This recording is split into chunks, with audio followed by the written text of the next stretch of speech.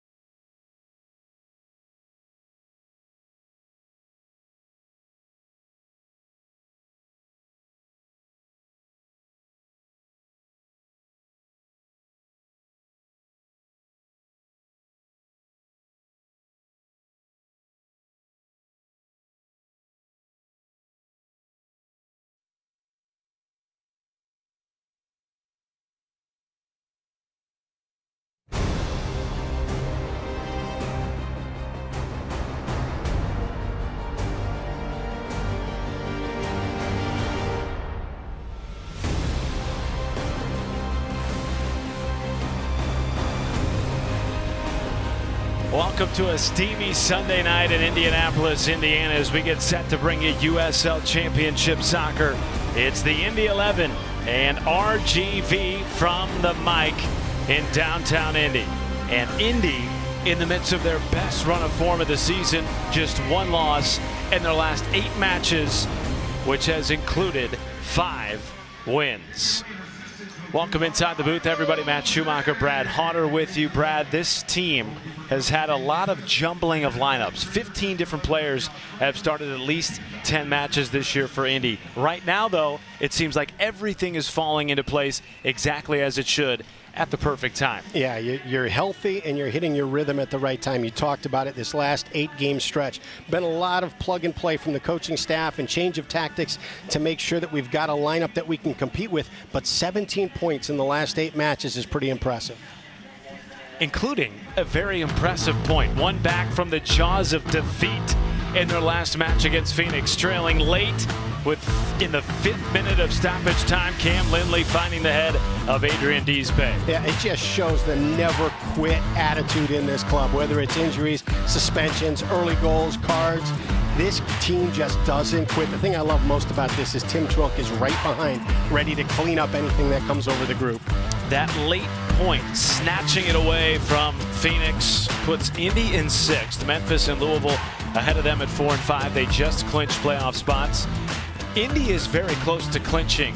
There is just one scenario in which they wouldn't make the playoffs. That would be if FC Tulsa were to jump them. Right. Indy wins tonight, and it puts them right on the doorstep, and then Tulsa's got to pull off a Hail Mary to get Indy out of the playoffs. Tonight, though, they are playing a very hungry RGV side that have won back-to-back matches, and they are in must-win mode as they are fighting for their playoff lives tonight in Indy. Coming up next, it's RGV and the boys in blue from Indianapolis.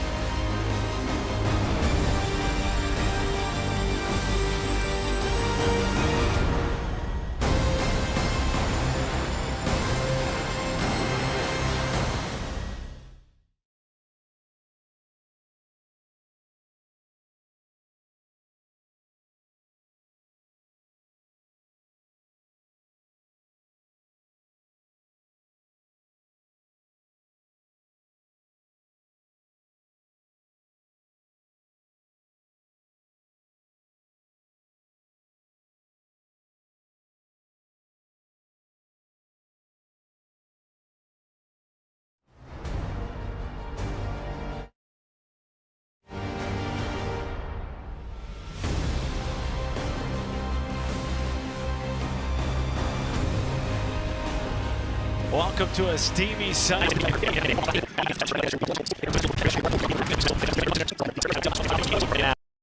Indianapolis.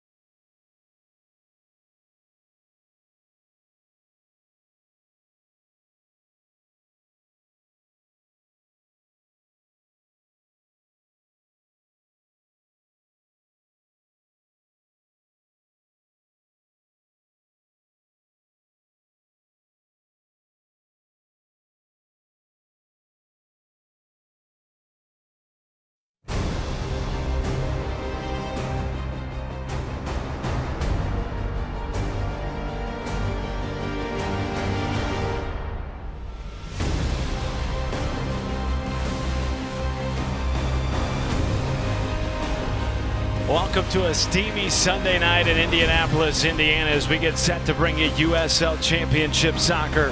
It's the Indy 11 and RGV from the mic in downtown Indy. And Indy, in the midst of their best run of form of the season, just one loss in their last 8 matches, which has included 5 wins.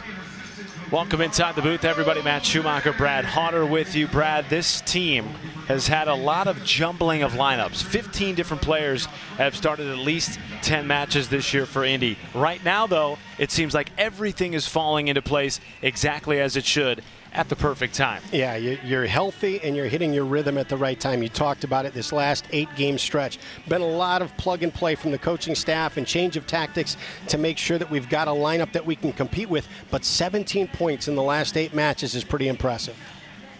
Including a very impressive point. One back from the jaws of defeat in their last match against Phoenix, trailing late in the 5th minute of stoppage time. Cam Lindley finding the head of Adrian Deesbay. Yeah, it just shows the never quit attitude in this club, whether it's injuries, suspensions, early goals, cards. This team just doesn't quit. The thing I love most about this is Tim Trilk is right behind, ready to clean up anything that comes over the group. That late point, snatching it away from Phoenix, puts Indy in 6th. Memphis and Louisville ahead of them at 4 and 5. They just clinched playoff spots. Indy is very close to clinching.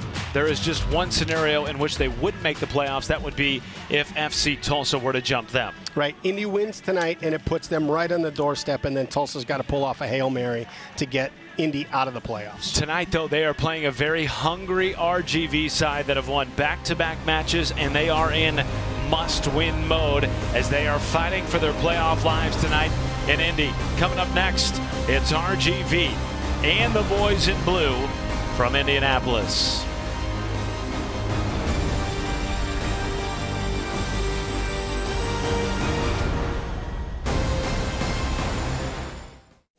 For over a century, Indiana has been the destination for sports innovation and the state where champions are crowned. Now, we're entering a new era with Sports Tech HQ, a place that inspires innovation and invests in entrepreneurs who are changing the game, one startup at a time. Welcome to the crossroads of sports and technology. Sports Tech HQ, home of the game changers. Meet Zach. Day and night, rain or shine, even just out for a spin, Zach gets around. But we know Zach, and at Indiana Members Credit Union, we know he's been saving up to trade up. IMCU is here to help Zach and you drive your dream. Lock in your rate with pre-approval. It's fast, free, and makes buying the car of your dreams easier. Today, it's all about Zach. Tomorrow, it's all about you. Because at IMCU, it's you that matters. AES Indiana is dedicated to providing you with smart energy solutions that power our lives. Our energy efficiency programs help you save energy and money. From rebates on lighting and smart thermostats to appliance pickup and recycling, you can take advantage of cleaner, more cost-effective energy solutions right here, right now. IPL is now AES Indiana. We are accelerating the future of energy together. Find it, try it, paint it, love it. Find it, try it, paint it, love it. Find it, try it, paint it, love it. Find it, try it, paint it, love it. Find it, try it, paint it, love it, love it, love it, love it.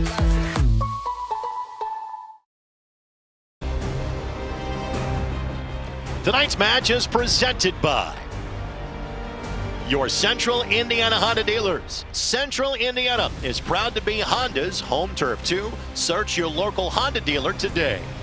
And by Community Health Sports Medicine. Exceptional care, simply delivered.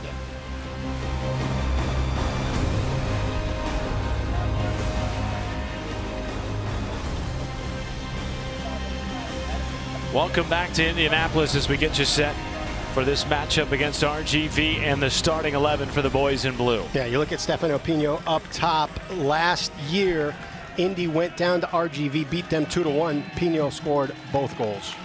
That was the only time until tonight that RGV and Indy have played one another. Those were the only 2 shots Indy 11 took in the match and came out with the 3 points. Speaking of RGV, here is their starting 11. Interesting to note, no Tyler Derrick in the back of the net for RGV. It is just Marancio. He is getting the start tonight. Yeah, and Frankie Lopez up top. Frankie Lopez also scored against Indy 11 last year for RGV. He has been a thorn in the side of Indy going back to his OKC Energy days. A referee tonight, Thomas Snyder. Assistant referees, Chris Scherfranz and Eric Del Rosario. Indy in the home blue, RGV in the road highlighter orange. As fans continue to pile in here at the mic after a road victory this afternoon by the Indianapolis Colts. Good fan base expected today from the mic.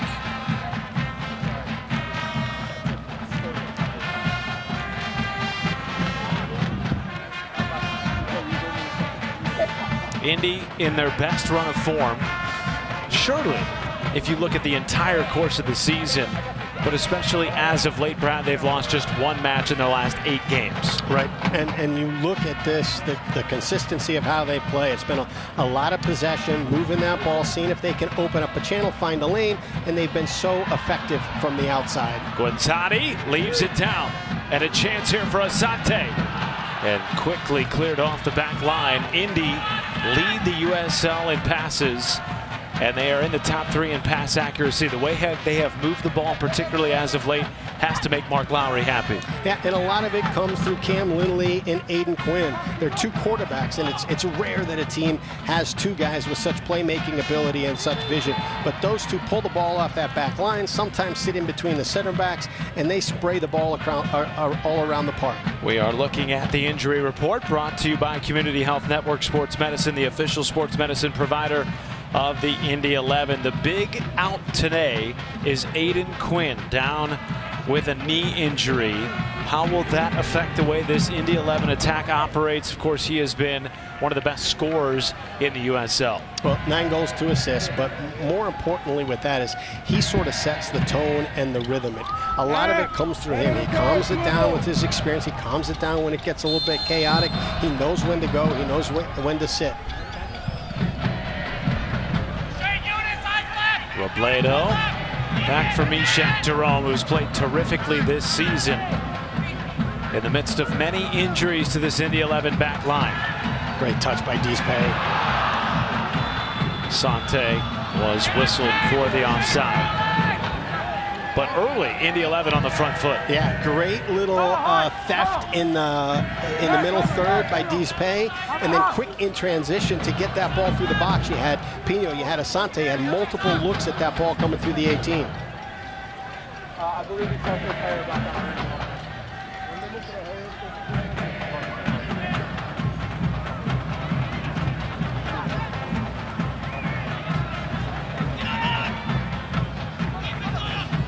Love it.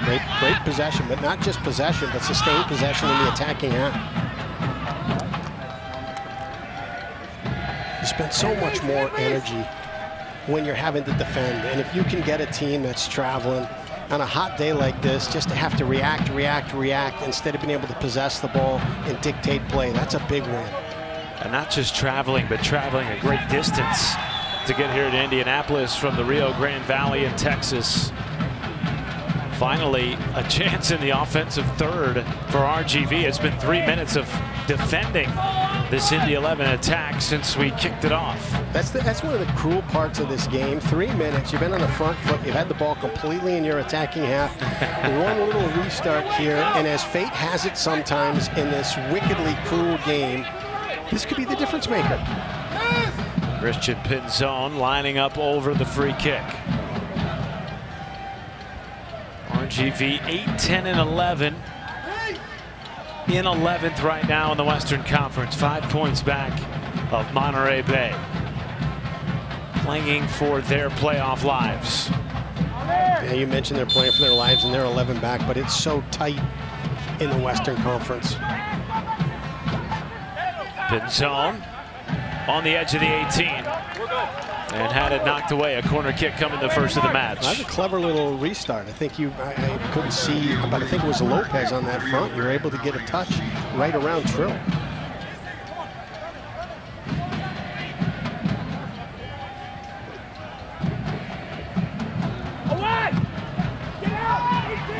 Good clear, Badati.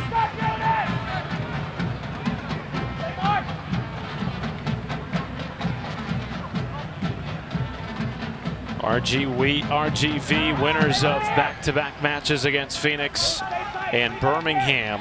They too only one loss in their last 5 matches. So with their backs against the wall, RGV have been playing arguably their best football of the season. Yeah, both teams recognize where they're at and what they've invested so far in this season, and neither one of them is going to give up easily.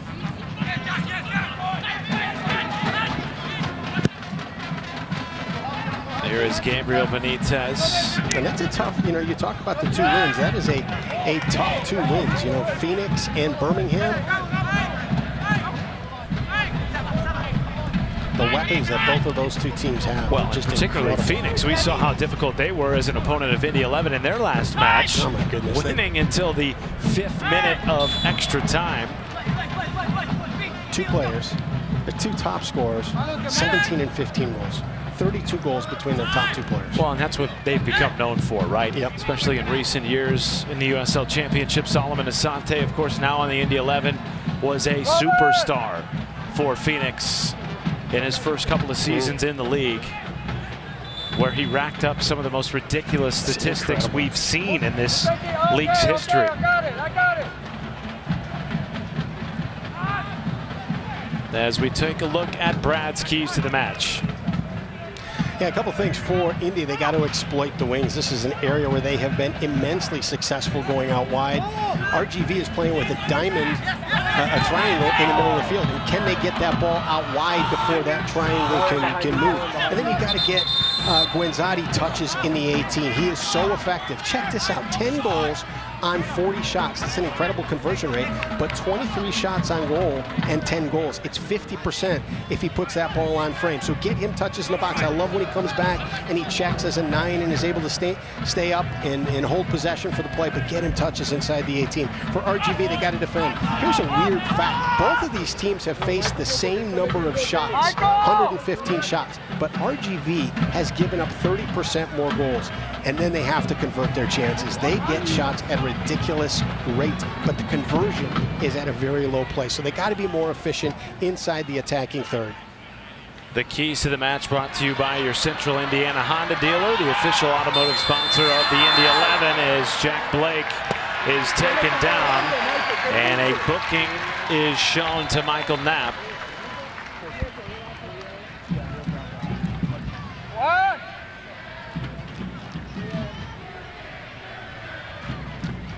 You mentioned converting chances. That might be the biggest difference between this Indy 11 team now and the one we saw at the beginning of the season, which struggled to convert. Now they are one of the best in the league at converting set chances. Yeah, I think a lot of that had to do with just the roster shuffle with, you had a lot of guys trying to get to learn to play with each other for the first time. And then as soon as you do, you start getting injury after injury and losing players. So now you're plugging players in that aren't either playing their position or the guys haven't had a lot of minutes with them on the first team. And you take a look at the consistency of the lineups right now, and Guenzati's been on fire. He's been on fire recently, and some of it comes to him playing a little bit higher up the field. Some of it comes to the serves. You got Jack Blake, Cam Lindley, Asante, you got Budati, all of these guys serving. It seems to come from the right side more than anything. But they get that ball into the 18, and Guenzati, diving header, sliding, whatever he has to do to get a touch to that ball to put it behind the keeper. You mentioned Cam Lindley. And with Quinn out, maybe Lindley plays with a little bit more responsibility in the attacking third. I don't know how Cam plays with any more responsibility. He is as responsible. As a quarterback out there, he is dictating everything. And that was the thing that you had question marks at this year. You got so many quarterbacks coming in. Can they play together? And they just started gelling here this second half. It's coming. Everything is coming. Everything foul. It has been quite a long time since the Indy 11 have really been in the hunt for a playoff spot. They have not made the playoffs since 2019. They've been close at times throughout portions of the season, but this late, Brad, it's been a while since Indy has tasted that opportunity. Right. You mentioned the taste is a great word, because you can just see it in the way that the team plays and the way that they're carrying themselves right now. We talked about it a little bit in pregame. The scenario is a win tonight, and they are virtually in. What has to happen if they win tonight is Tulsa has to win out, and Indy has to drop every match. There can be no draws in there, and if that happens, then Tulsa can surpass them in the 8. Otherwise, a win tonight, and it's all but just hold your breath. Indiana winning is in our DNA. For more information, visit forthewinners.com. And this is one thing you have to be careful of.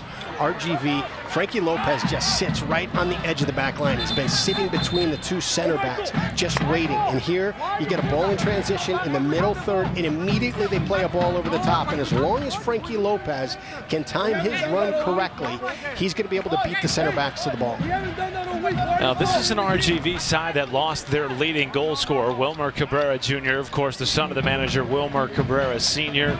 They loaned him to a top-tier side in Colombia, who then turned around and loaned him to a 4th division team in Germany. He's continued his goal-scoring ways there, but since his departure, they have been searching for that second piece in the goal-scoring category. Well, I think since his departure, one of the things you're going to see is Frankie Lopez's minutes increase. He's been, I wouldn't say a role player this year versus a starter, but he's been more in that substitute role than he has been a starter. Now he's going to get more minutes with this transfer. And perhaps he can be the yin to Taylor Davila's yang, who is now the active leading goal scorer with 7 for RGV. A great overlapping run by Budati. That is the one thing you cannot have in transition, is that turnover. What effort by Jack Blake, and now he'll be booked for those efforts. Had the ball taken away, then stole it back, but then collided with Michael Knapp.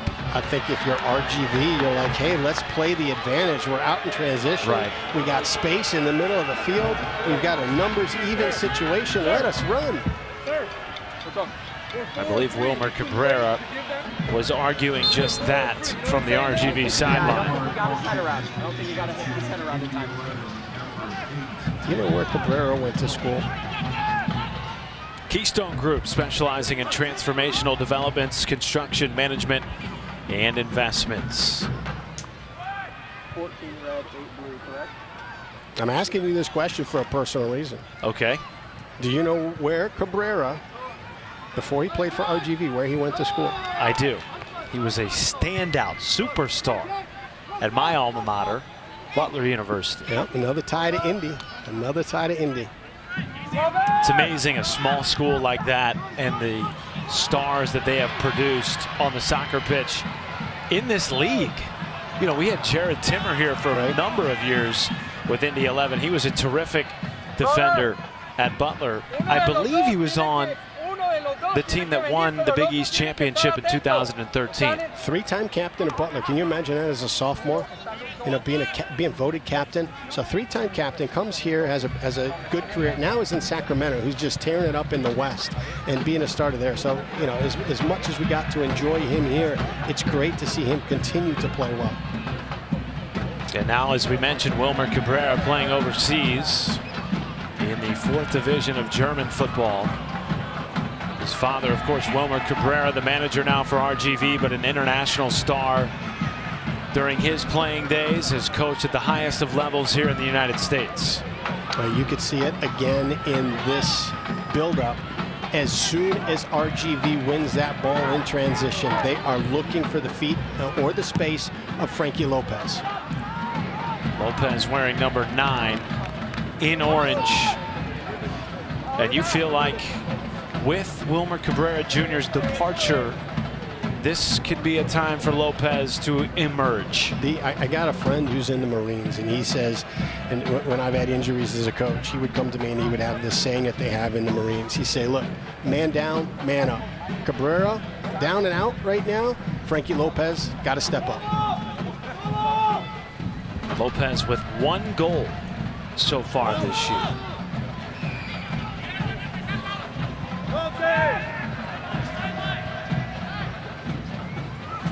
And that goal came last week against Birmingham, you know, in Cabrera's absence. So that's where he's able to find that footing a little bit. And I beg your pardon, that's one of 3 goals this year that Frank Lopez has.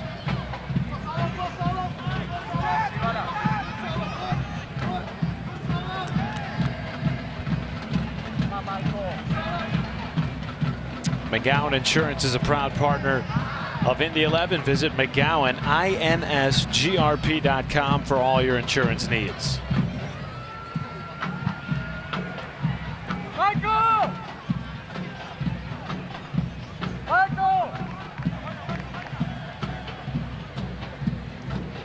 Lindley. The amazing thing about this game is, you know, you look at that first 3, 4, 5 minutes and it's all Indy. And then RGV starts to find their footing, starts to settle in, gets a couple of transitional opportunities, and now they've settled into their game. Now you get to start to see which of these teams can ask questions that are difficult for the other team to answer, and which team has the right answers when they get asked those questions. Come on! Jonathan!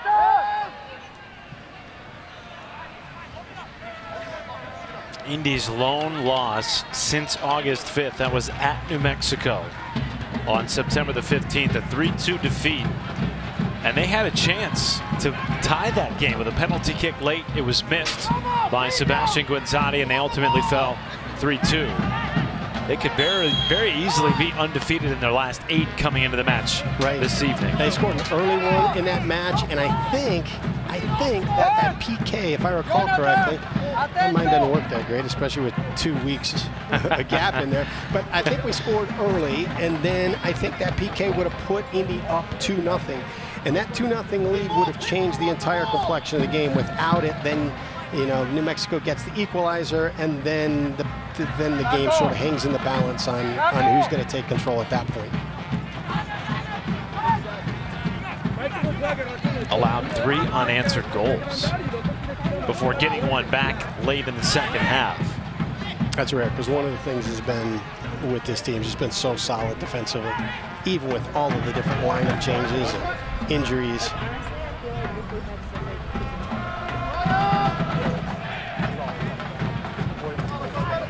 It's a great switch. This portion of the match brought to you by Community Health Sports Medicine. Exceptional care simply delivered. And a restart coming for Indy. And the second booking of the first half for RGV goes against Gabriel Benitez. You take a look at that ball driven by Cam from one touchline to the other. That is the effective way that you can continue to move that triangle of RGV in the middle of the field, pull them to one side with the ball out wide, and spring it all the way over quickly to the other side, and make that triangle have to work touchline to touchline and end line to end line. Rebellon taken away by Davila, slips it into Lopez, who puts it past Tim Trilk, and it's 1-0 RGV. Yeah, this is one of those goals in transition where every option was on the table. As this ball is won and he's attacking the 18, he's got a player on the right that looks wide open that he can slip in. He's got Lopez on his left that he can slip in. It looks like everything is wide open for him to play the ball off to the right. Instead, he slips it into Lopez, who just does such an, it's set up on a platter at that point because it's so difficult for the goalkeeper. And it comes off a turnover in Indy's defensive third. Not something that we've seen a ton of from the boys in blue this year, who have the 6th fewest goals allowed so far this season. And you could see it.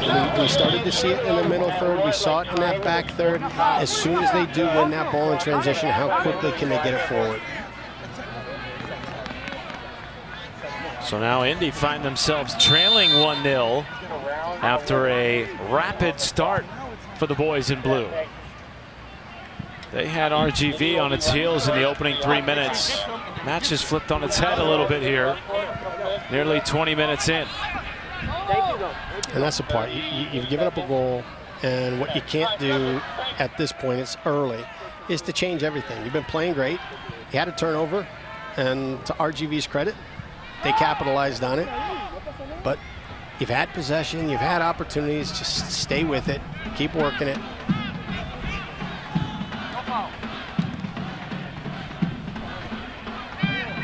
Asante coughs it up. Mishak Jerome turning it back to Tim Trilk, who was the team's player of the month in August. Oh, what a flick. My goodness. Now Guanzati, Indy's leading goal scorer, leaves it off for Jack Blake. Blake again. Curling back post, and a header is saved on the goal line, but the offside flag did come up on the near sideline, so it would not have counted had it found the back of the net. That is that ball that's been so effective for Indy. The early serve before the back line can drop in anymore, bend it in behind that back line, out of reach of the keeper, and then just have a striker outwork the defender to get that first touch on the ball.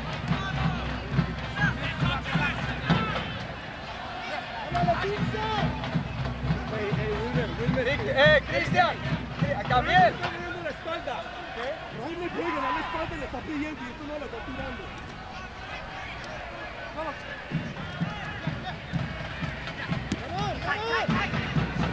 This portion of the match is brought to you by your Central Indiana Honda dealers. Central Indiana is proud to be Honda's home turf too. Search your local Honda dealer today.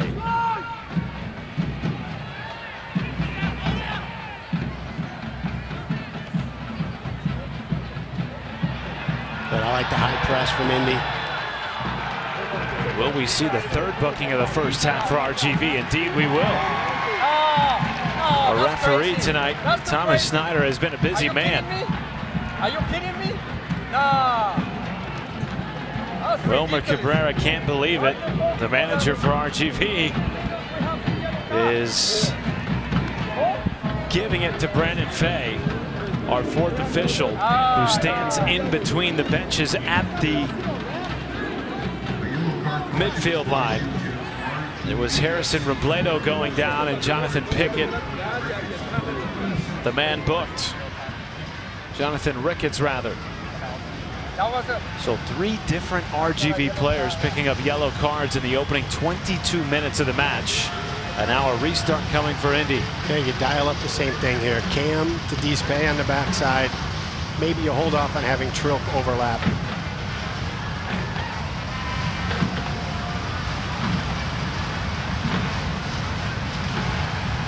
Pino, Rebellon, Guanzati, Jack Blake.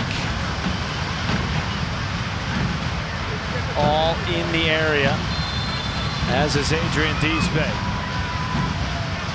Back post. It's a good serve. And it is out for an Indy corner. Cam Lindley will take it. Last time we saw an Indy corner, Cam Lindley delivered it to Adrian Dispay to tie the match and ultimately create a 1-point opportunity for Indy, snatching a victory away from Phoenix. And Pino's fantastic in the air as well. This corner kick is brought to you by Wilson Kehoe Winningham. Now watch with RGV, you got a 1v1 with Lopez against Mishak here.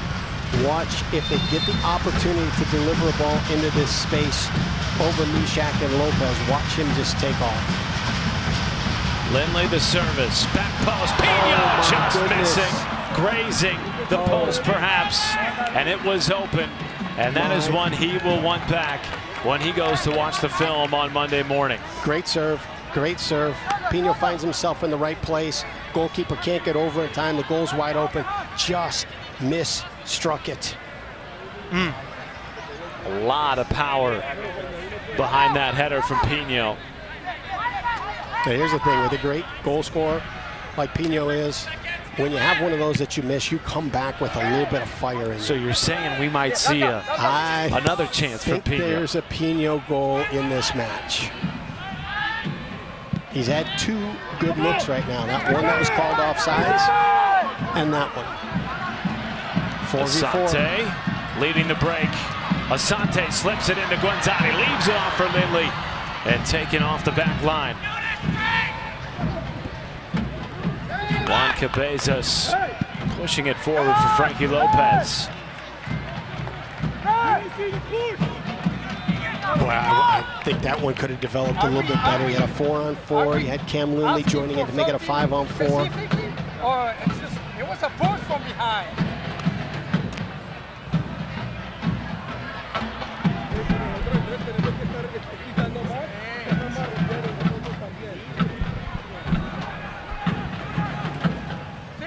Well, it is our pleasure to welcome Taylor McLean to the broadcast booth. Taylor, you enjoying your night at the Indy 11 Park here? Used to play, right? I did. Yep, in college. It was a long time ago, though. Do you ever put the cleats back on? After I had kids, I had to hang up my boots, so. So our promotional night tonight is for BC 39. Brian Clausen, of course, the late, great race car driver, ran in 3 different Indy 500s. Tragically lost his life in a race car accident. His sister is with us here now. And why don't you tell us a little bit about the BC 39 Foundation and what got you involved in that? Yeah, so, you know, after we lost Brian, we found out, unbeknownst to us, through his death that he was a registered organ donor and saved. So he went on to save 5 lives through organ donation and heal countless others through tissue donation. So, you know, my family became very passionate about organ donation, and it brought us a lot of light during a very dark time in our lives. And so now we commit ourselves to going out in the community and talking about organ donation, honoring Brian. You know, his legacy throughout racing will eventually, you know, start to fade in the history books and all of that as time goes on. But his legacy as an organ donor never will. And so we're very proud of the lives he was able to save and the people that he's now inspired to, you know, become organ donors. Well, and the people that he's inspired to get involved with the Indiana Donor Network, like his sister. It's so awesome to have you here. Thank you. I appreciate it. Yeah, so when you look at the impact, and we had the great pleasure of coming and meeting, and I got a personal tour of the museum, and then when the guys took the tour of the museum and you got to see the impact it made on them, you know, we put a post up on social media. You can scroll back a few weeks to see it, but visually when people come in there and they hear the story and they hear the impact that he's had on so many different lives, what does it feel like as a family member to recognize how he is living on in all these different levels? You know, it's humbling. It's so inspiring to be able to continue his legacy and, you know, see the direct impact that he had on people's lives, people that he never met, but that somehow feel connected to him now and have made the decision to become heroes just like he was. You know, to me, he's my big brother, so he was always a hero to me. He was Superman, and now to countless other people who have gone on to sign up to be organ donors in his honor or just live their life the same way that Brian did. You know, he's a hero to them as well. Yeah, there's a great special on ESPN. I got to watch that too. Very emotional, where your family went to go meet up with, I believe it was the gentleman that has his heart in it. How is that? I can't even conceive of the emotions that must have gone through you. Yeah, it was a very special time, and you know, my mom was really excited she was able to hear Brian's heartbeat again. And I remember it was, I think, a couple days after we left the hospital and after the accident happened and everything, and I was sitting, you know, down at home, and I just couldn't stop thinking that Brian was still out there. His heart was still beating, and although it was in somebody else's chest, it made me so happy that his life was able to continue living in some sort of way. Obviously, we know Brian was huge in the racing community here in Indy, but then nationwide as well. How has BC39 influenced the racing community? You know, it's such a great event, and it really encompasses all that Brian was. You know, he was a 3-time Indy 500 starter. He loved the Indianapolis Motor Speedway. You know, we grew up in Indy, so to, you know, have him get to live his dream growing up and go race at Indy is amazing. But then to bring the dirt track world with him, to, you know, bring his true love, which was dirt track racing, to the biggest venue in motorsports is insane, and it's something that I really hope that he would be very proud of. And you know, we just try to continue living life like Brian would and be like Brian. How can anyone listening get involved, be impactful, and carry on this tradition that your family has started in his honor? Yeah, it takes less than 30 seconds to sign up to be an organ donor. That's always, people ask all the time, what can I do to honor Brian or continue his legacy? And it's just signing up to be an organ donor. Say yes when you get asked at the BMV. It takes less than 30 seconds. You can visit driven2savelives.org to do that. And, you know, make that decision, share that decision with your family, and talk about organ donation. It's something that we, you know, never talk about, but it's something that needs to be talked about. It's an important conversation that needs to be had, and you can go on to save so many lives. As Brian has. Thank you so much for your time and for being here. We really appreciate everything you and your family are doing in the community here in Indianapolis. Thank you so much for having me. I appreciate it. You too. And enjoy the rest of the game. Oh, I'm excited. We better make up a goal here. We need a goal here. Let's go. Taylor McLean, thank you so much for joining us. Thank you. So Indy down 1-0 here, 30 minutes into the first half.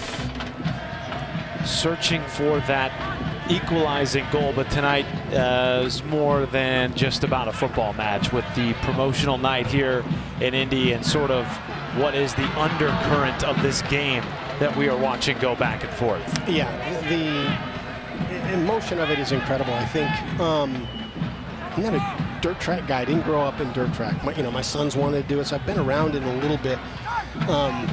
So when I was told, hey, we're going up to their garage and facility and museum, I was more intrigued by the story of what this family has done, and was overwhelmed when I watched the ESPN special to get a little bit of background on it. The emotion I felt watching it, and then it's weird. There's only a couple times in my life where I've had this feeling. One was walking onto Lambeau Field through the tunnels, where you just kind of hear the ghosts and the spirits of, you know, the legends of the game. And it was very similar here. I got that same kind of feeling walking through the museum of all of the memorabilia and trophies that Brian had won.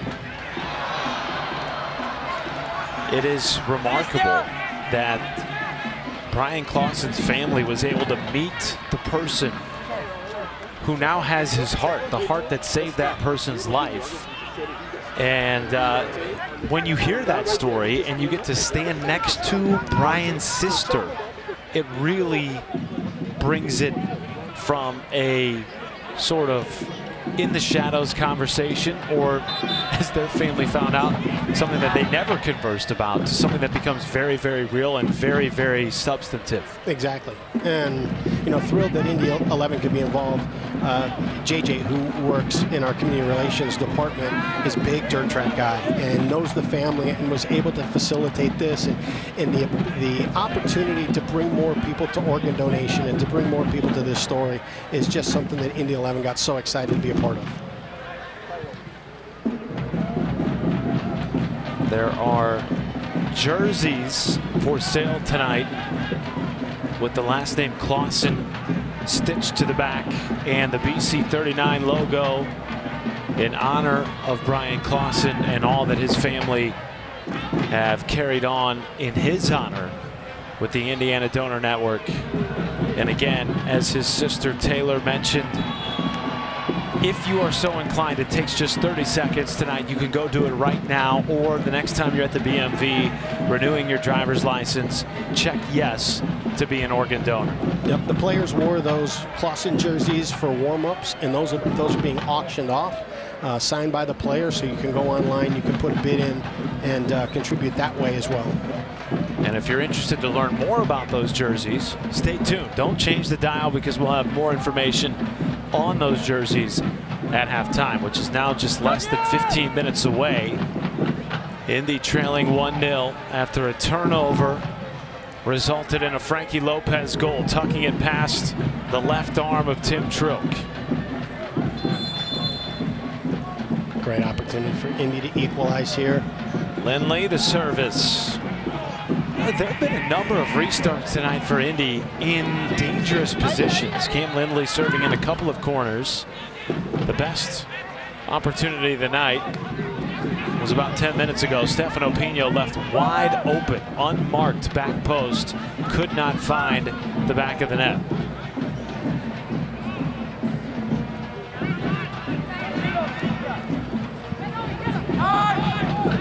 Great find, good turn for Indy. Asante to Blake. Yeah, you could see how Asante got hungry there. When Blake gives him the ball, Asante's in a 1v1. He recognized the 1v1. He's looking to attack right away. eFootball 2024 is here. Live your dream, rep your team, and play for your favorite USL Championship club as you get a look at the replay.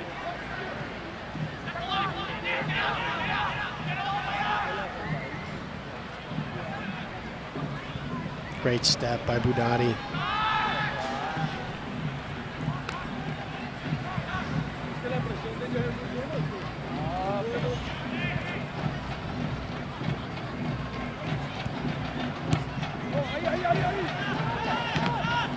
Well handled. That's a tough ball. Tough ball in the air. Tim Trilk is out of the box. Knows he can't grab it with his hands. Even if he was in the box, you got Frankie Lopez sprinting right at you. You got to handle this ball one touch, and he does a great job.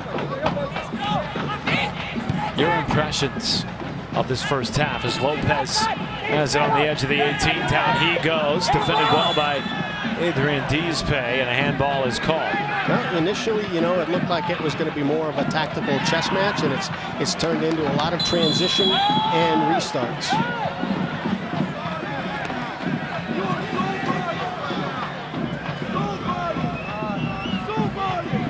Who does that favor in your mind? This is the thing is, in a transitional game, it's who's going to make the better decisions in those transitional moments. Which so far, Indy's down 1-0 because of a poor decision in a transitional moment. And a great attacking decision from RGV. They exploded into it. It wasn't one guy's got the ball and let's see what he can do. He had two players that fanned out to either shoulder for him and gave him two options plus him taking it himself. So in that scenario right there, the question was asked, who's going to be better in that transitional moment? It was RGV. But right now you've got such high soccer IQ and so many talented players. There's going to be more of these opportunities that pop up. Who's going to be able to answer those questions better?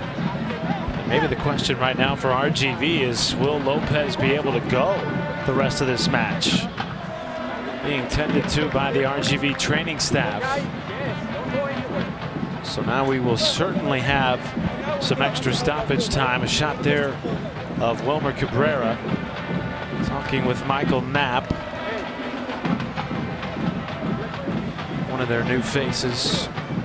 10 fresh faces for this RGV side that have really experienced unprecedented success under Wilmer Cabrera Sr., now in his third year as the manager. They weren't close to sniffing the playoffs in the 4 years leading up to him taking over the head job. And now each of the last 2 years they have made a playoff run. And I think 3 in the last 4. You look at the challenges in there with COVID and everything, and to be that consistent over these last 4 years is impressive.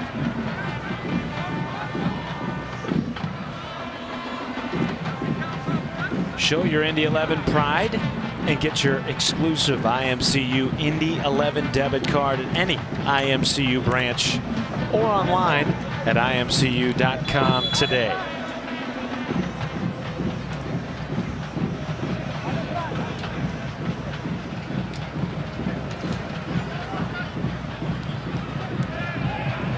Play continues. Frankie Lopez under his own power awaits entry at midfield.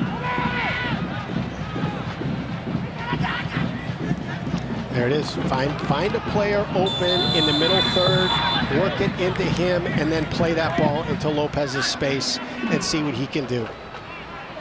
He's been very effective hanging on Mishak Jerome's shoulder and just trying to time that delivery so that he's able to get a couple steps in as Mishak has to turn. Just a little too quick into it that time and was called offsides.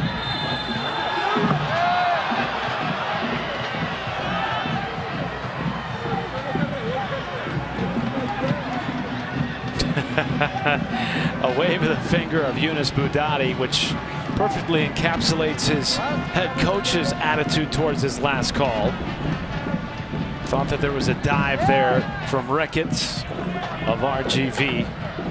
Well, you could see there was a little bit of an extension in Boudadi's arm, and Ricketts did everything to make sure that he sold it correctly. Solomon Asante pressing.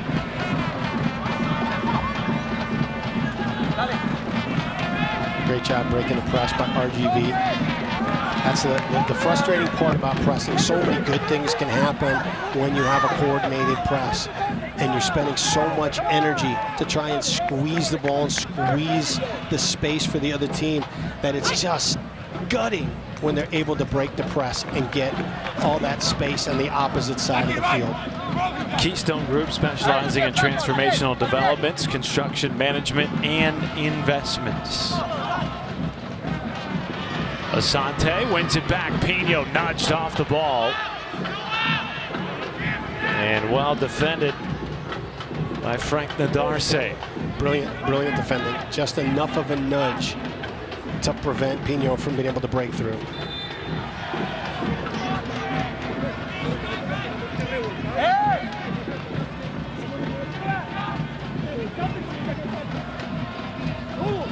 Well, we knew it coming in, Brad. This is a hungry, gritty RGV team with its back against the wall. They cannot afford even 1 point tonight. They have to get 3 to keep their playoff chances alive. And they have won back-to-back matches coming in, including one against a very tough Western Conference opponent in Phoenix Rising. The crazy thing is they're 11th out of 12 teams in the West. But and have a shot. The points are so tight in the Western Conference that they have a legitimate shot. The final minutes of the first half brought to you by Sherwin-Williams, official paint sponsor of the Indy 11 soccer team. Sherwin-Williams is the partner to the pro. Here is Asante curling it into the middle.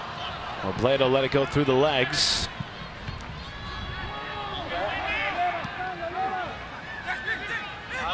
Rebellon back to Tim Trilk.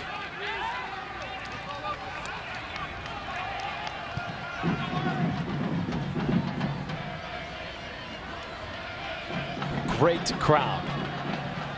Over 8,500 tickets out tonight for this Sunday evening at the Mike. Indy and RGV. Boys in blue currently in 6th in the Eastern Conference. The top 5 spots in the East have all been solidified in terms of those 5 teams clinching playoff spots. And as Brad alluded to at the beginning, though, Mark Lowry's club does still have an outside chance of hosting a playoff match. Yeah, it's got to be a win tonight, and then you got to have a few things happen between Memphis and Lou City where they drop some points and you continue to pick things up, but there's still a heartbeat on hosting.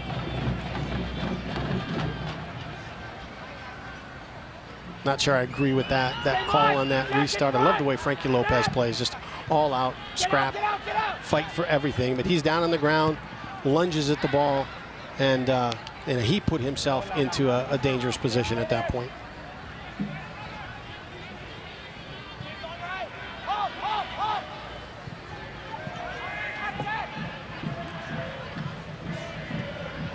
It has been since 2019 that Indy has played in a USL Championship playoff match.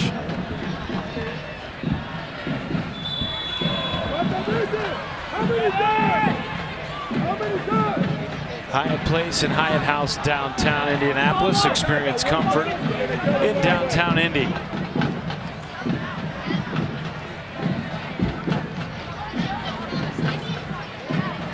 I thought, as warm as it was when this kicked off, that they were going to need hydration breaks and everything, but it's really cooled into a nice evening tonight. The nice thing, too, is that the sun is tucked behind the clouds because it is hanging high still here in Indianapolis. They say sunset is 7:30. I don't know if I'm buying that. I think it doesn't get dark around here until about 8:30, even at this time. Well, I don't know. Our chickens are going in between 7 and 7:15 right now, and that's kind of the indicator. Okay, you know what? I trust you more than I trust me. Home Farmer's Almanac. That's right. This is one you really have to defend. You cannot go into the break having conceded in the final minute. Ball in from Cerro. And RGV is arguing that there was a foul in the box and that it should have resulted in a pointing to the spot. Wilmer Cabrera can't believe it, hands on his head as Indy now is pressing forward. And you have to. You have to make that argument because it could completely change the game. So why not? Did you see anything there that would have indicated a penalty? Not worthy of a penalty.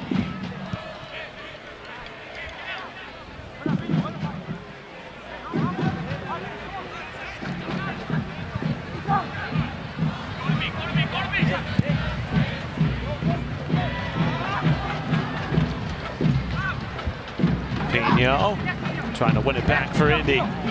Great effort from Pino, but he could not toe the sideline. And it's back to RGV. 3-minute stoppage shown by our fourth official, Braden Frey.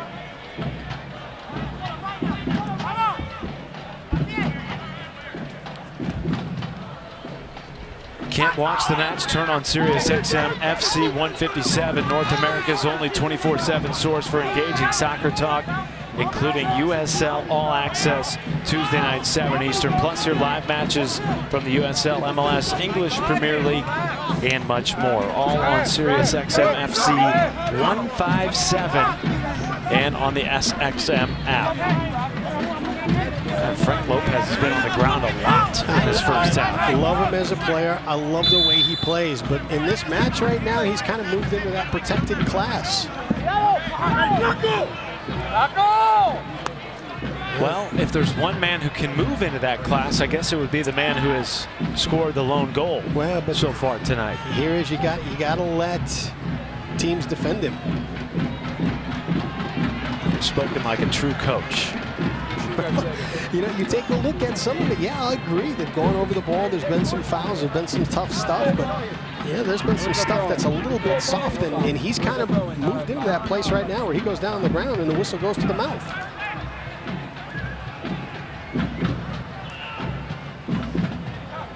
Maybe 90 seconds left of stoppage. First half coming to a close in Indy. One goal the difference. Blake had it chipped away momentarily. Asante turning it back.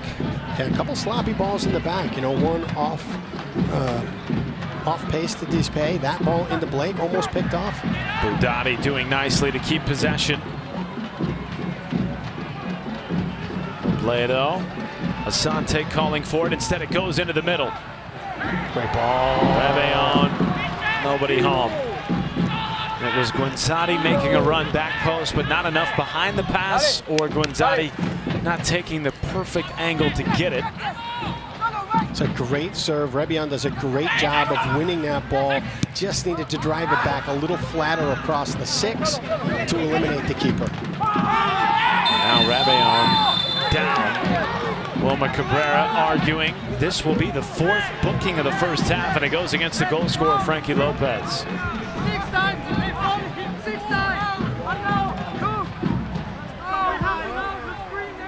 4 bookings for RGV in the first half, 1 for Indy. Physical, to say the least. Yep.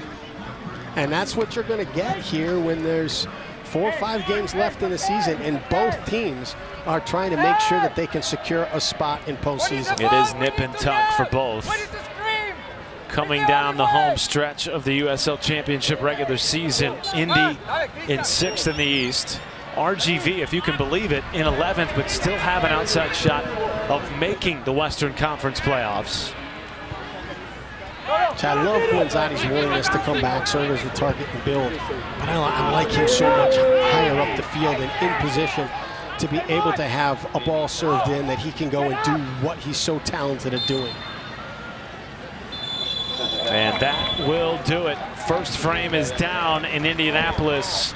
And the boys in blue find themselves trailing 1-0 as Mark Lowry ushers his club back into the locker room. I think in this moment right now, you're talking about transition. Both teams are. You've got to be quicker in those attacking opportunities while the other team is spread out. You've got some lanes to attack, and you certainly have got to be quicker defensively in transition to make sure you get your shape back as fast as you possibly can. I guess no surprise here. RGV players chatting with the referees as they exit the pitch. 4 bookings for the away side as they are looking for their 3rd consecutive win and 3 points in a must-win game for RGV. Meanwhile, Indy with a win tonight can get 1 step closer to clinching a playoff spot. It would be their first since 2019. 45 down, 45 to go. We'll have more at the half from the mic after this.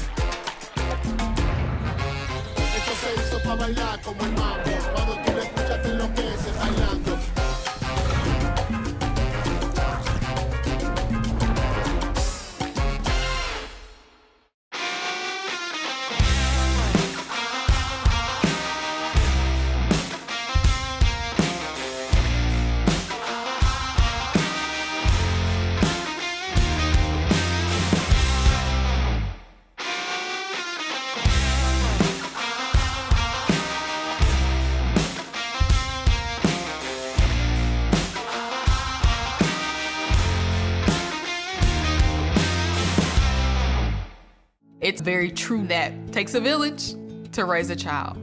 And when it comes to my healthcare village at Community Health Network, it's all nestled right in my phone. Accessing healthcare is the ability to be connected with your provider and ask a question when you need it. I feel like when I'm meeting with a community nurse practitioner or doctor, they're tuned in to what is going on with me and the way that they can serve me best. Stand by me. And the winner of the Indianapolis 500. Indiana, winning is in our DNA.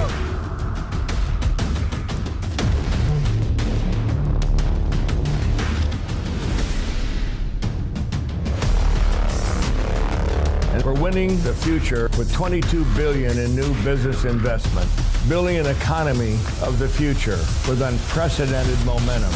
Indiana, for the winners.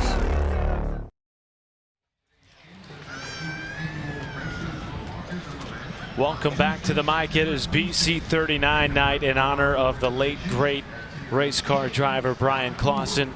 Indy 11 trailing Rio Grande Valley 1-0 through the first 45 minutes. Earlier on in the week, the team had the opportunity to go visit Brian Clausen's garage with so many of his famous memorabilia. You were there, had an opportunity to travel with the team. What was that experience like? It's incredible being in there, and you know, it's all the trophies. It's his racing suits from when he was a kid, all his way up through his time as an Indy driver. But the more impressive thing is when I got to see the finished video that's posted up on social media. So if you scroll back through Indy 11 social media, you'll find this video of the guys visiting the museum. The emotion on their faces, the way that it impacted these guys, you know, whether they have a racing background or not, was so impressive to see how both heavy and inspiring it was. Well, you can support the Brian Clausen Legacy Fund by bidding on BC 39 inspired warm-up jerseys worn by the team prior to tonight's match. Jerseys will be autographed and ready for pickup later this week. Auction ends tonight at 11:59 p.m. Eastern, so don't go to bed before putting in your bid for a BC 39 inspired warm-up jersey. Yeah, amazing. The event is going to be this weekend, this whole week. So I'm not familiar with the racing circuit as much as I am soccer, but apparently big race in Ohio, and then all of those drivers come and descend on Indy for the BC 39 up at IMS.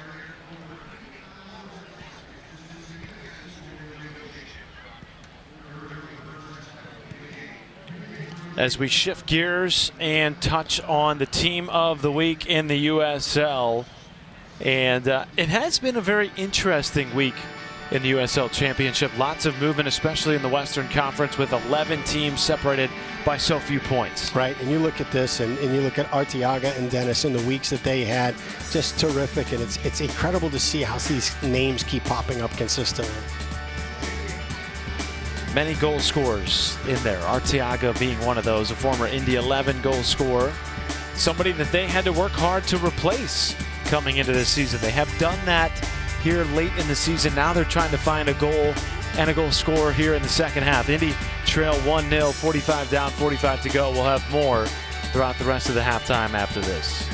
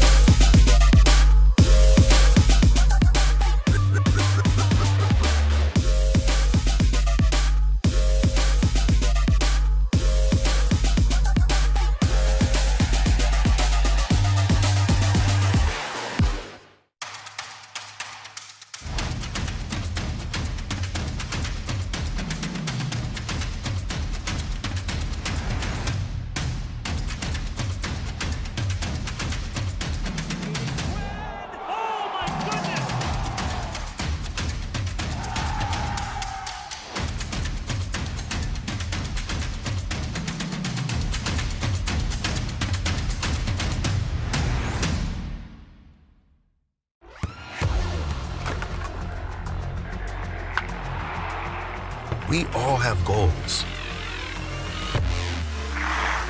But let's be honest, most of us aren't going to be professional athletes. But if your goal is to finish your degree, we can help. Come to a university that puts your goals first. Bellevue University, your partner in finishing goals.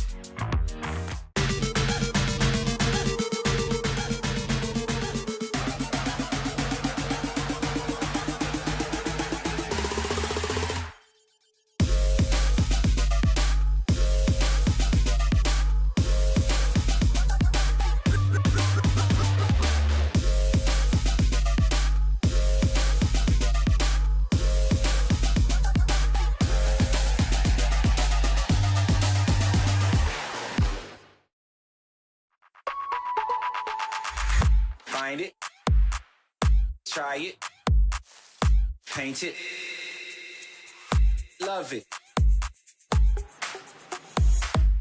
Find it, try it, paint it, love it. Find it, try it, paint it, love it. Find it, try it, paint it, love it. Find it, try it, paint it, love it, love it, love it, love it. Meet Chip. 30 years ago, he started a small business with a big idea. Today, there's a new building, a new fleet of equipment, and a new era of leadership. But we know Chip, and at Indiana Members Credit Union, we know he plans to keep growing, building business with the next generation. IMCU is here to help with secure and simple account management tools and commercial financing to grow business. Today, it's all about Chip. Tomorrow, it's all about you. Because at IMCU, it's you that matters.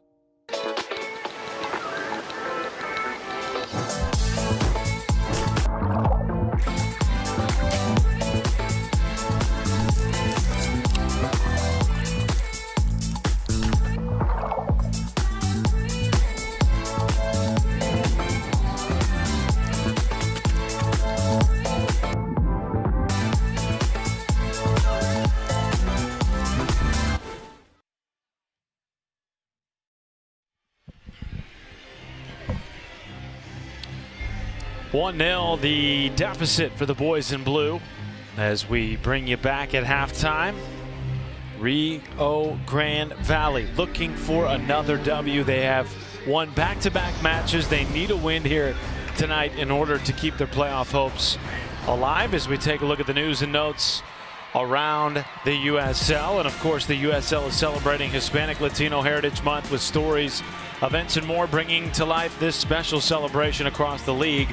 For more info, you can go to uslsoccer.com/Hispanic-Heritage and find out more. How about Justin Portillo joining Aidan Quinn, a current Indy 11 boy, as the second player in the USL with 20 PK goals. It's crazy too, because he's a terrific player. I view him more as a playmaker. Scored 34 goals in his career, 20 of them from the spot. You were a former keeper. Well, correct. I guess you are a former keeper. Yeah, yes. 12 clean sheets in this league. That's pretty hard to do. That's impressive. That's unbelievably impressive, especially since when you consider that Morton was the starter at the beginning of the year, and then through injuries and some things, he takes over and is able to, and it's also, you got to tip your hat to the quality of Lou City. Well, I was just going to say, Oliver Semley has been a big reason why Lou City has sort of turned the corner here in the second half of the season and clinched a playoff spot last night, as did Memphis. But one of the things with the shutouts is, yeah, you get the credit for it, you get the stat for it as a goalkeeper, but it is impossible to do if you're not given manageable situations from the team in front of you. Yeah, occasionally you gotta clean up something that broke down, but it's you don't get 12 clean sheets if the guys in front of you aren't doing their job. I'll look at the scoreboard from the weekend across the USLC. I think the most surprising one for me, New Mexico losing 2-1 to Pittsburgh. As good as Pittsburgh has been this year, this was a New Mexico team that beat Indy, their lone loss in the last 8 matches. And New Mexico's a quality organization. I mean, everything about them, game day experience, great fan support. The team does well on the field. This year's kind of been a little bit of an off year, but every now and then they keep showing that brilliance that they're known for. A look at the Eastern Conference standings. The teams in the first 5 spots have all clinched a trip to the playoffs. Indy right on the edge with 42 points. A win tonight would pretty much eliminate all opportunity for them not to make the playoffs but one, and that would be if FC Tulsa just went on a tear and jumped Indy. Those two will face one another before the end of the regular season. Right, big one tonight between Birmingham and Miami, as well as Miami is fighting to keep a heartbeat in postseason. We are just a few moments away from the second half kickoff. Be sure to stay tuned.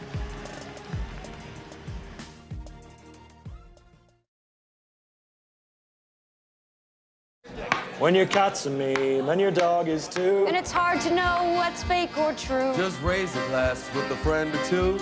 You tell them more, tell them more, tell them more, do. It's a crazy world, so what do you do? Tell them more, tell them more, tell them more, do. Meet Kate. She has a lot to juggle. Family, work. It can lead to trying days and tired nights. But we know Kate, and at Indiana Members Credit Union, we know at some point her space at a premium life may change. IMCU is here to help Kate and you find your space. Now, add on or remodel with an introductory rate of 3.9% APR on a home equity line of credit. Today, it's all about Kate. Tomorrow, it's all about you. Because at IMCU, it's you that matters. The main part of my job is definitely listening. People deserve transparency. I don't want the financial part to be something that stops or hinders a patient from having the health care that they need. I try to treat each person like they're my mom or my grandmother, my daughter, my husband. I want them to know that they're not just another phone call for us. And it's very rewarding to know that I can provide peace of mind. Stand by me.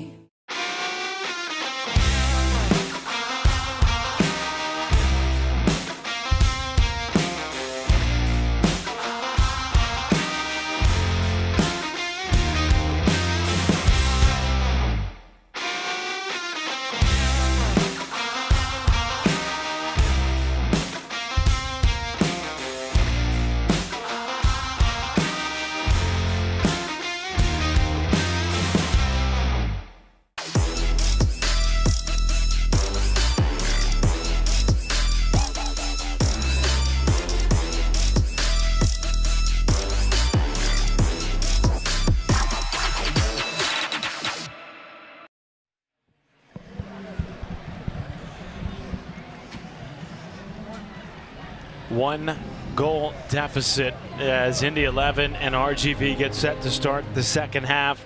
From the mic, Matt Schumacher, Brad Hodder with you.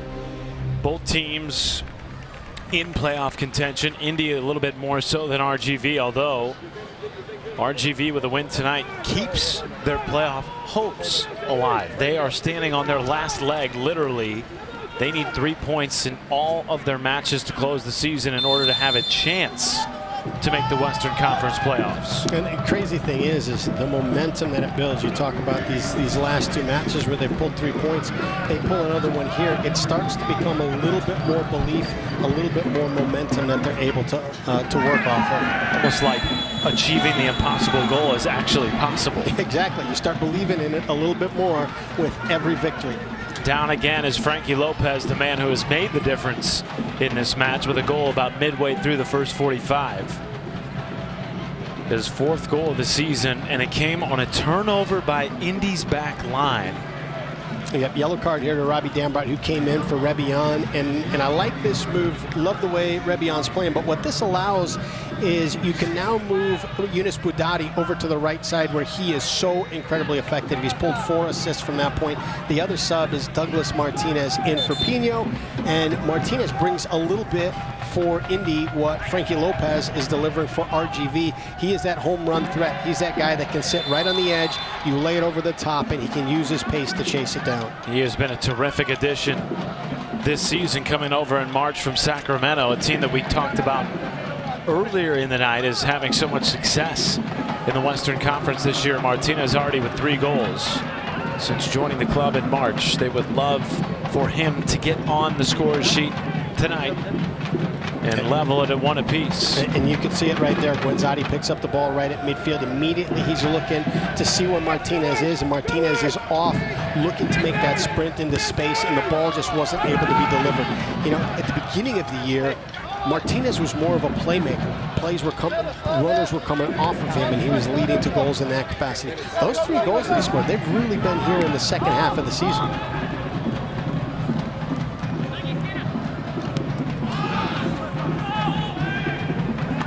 This portion of the match brought to you by Central Indiana Honda Dealers. Central Indiana, proud to be Honda's home turf too. Search your local Honda dealer today.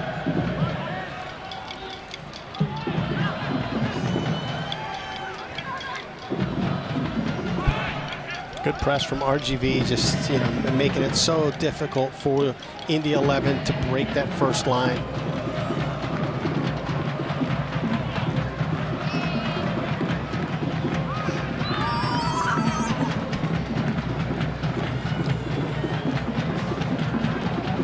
They just keep squeezing the space and squeezing the opportunities.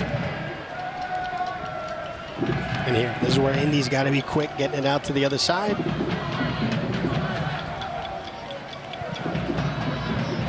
There's a run from Douglas Martinez.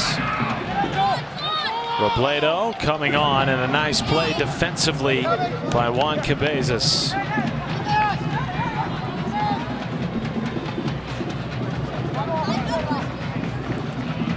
Will lead to a Robbie Dambrot throw. There is Mark Lowry.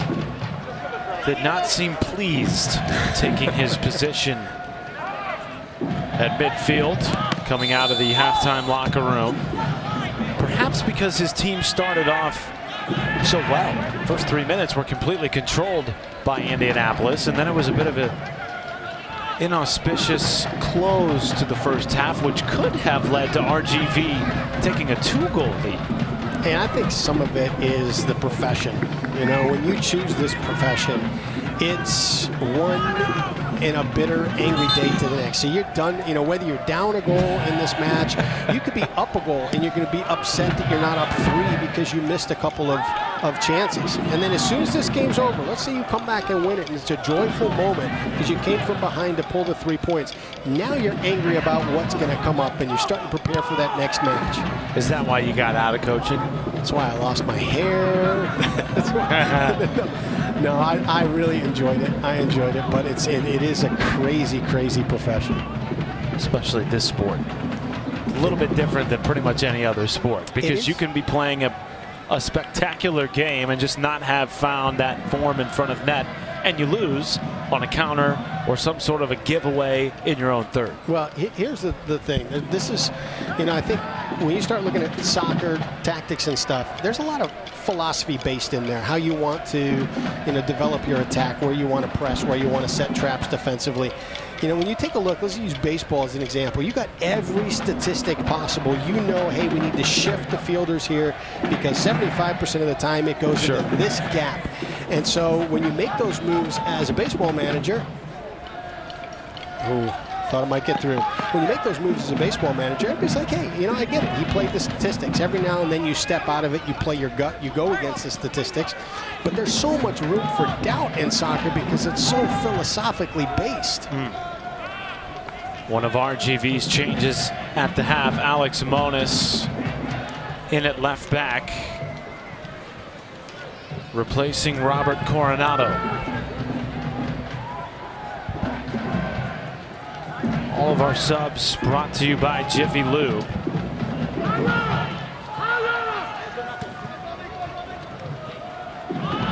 Yeah, Monis is an interesting story. On loan from Chicago Fire, talented striker, scored a lot of goals with Fire 2. Local guy for Chicago, I think Downers Grove South. 20-year-old, supremely talented.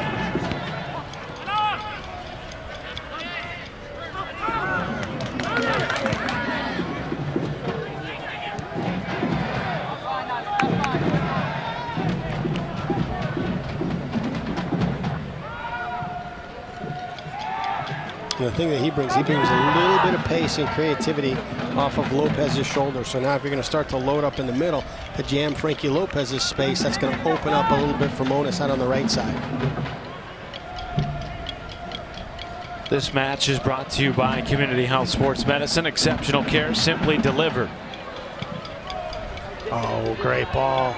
And I beg your pardon. Monis is playing up top, not on the back line. Hence your comment about opening things up a little bit more for Frankie Lopez, who really, outside of that one run in which the goal was the result, he hasn't been that active around the area.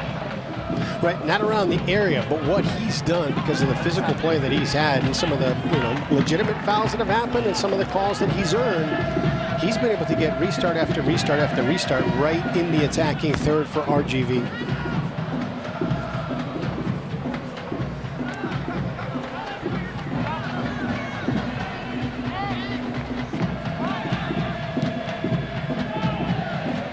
Indiana winning is in our DNA. For more information, visit forthewinners.com.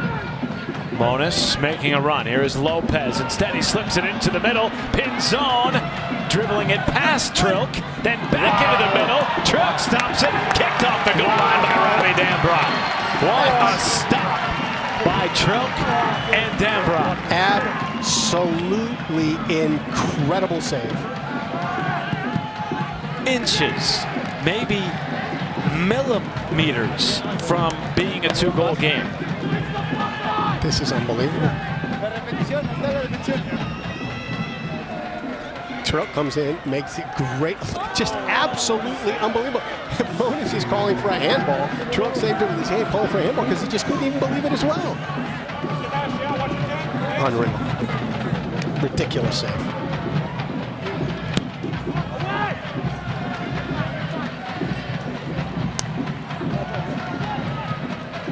And I tell you, was that first attacking moment from Tim Trilk to make that ball have to be played heavily out to the side that eliminated the goal scoring opportunity.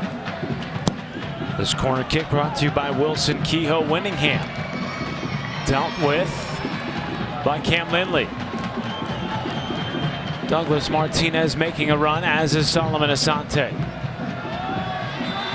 Martinez down at midfield, trying to quickly restart it, but he'll have to bring it back to the spot of the penalty.